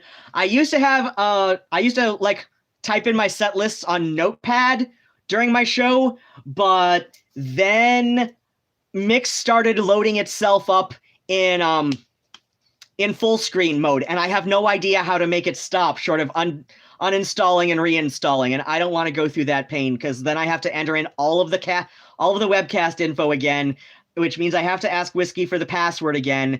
And all right, so good night everyone, take care of yourselves, wear your sunscreen especially so that you can age as gracefully as myself, and bats and kisses, and whill.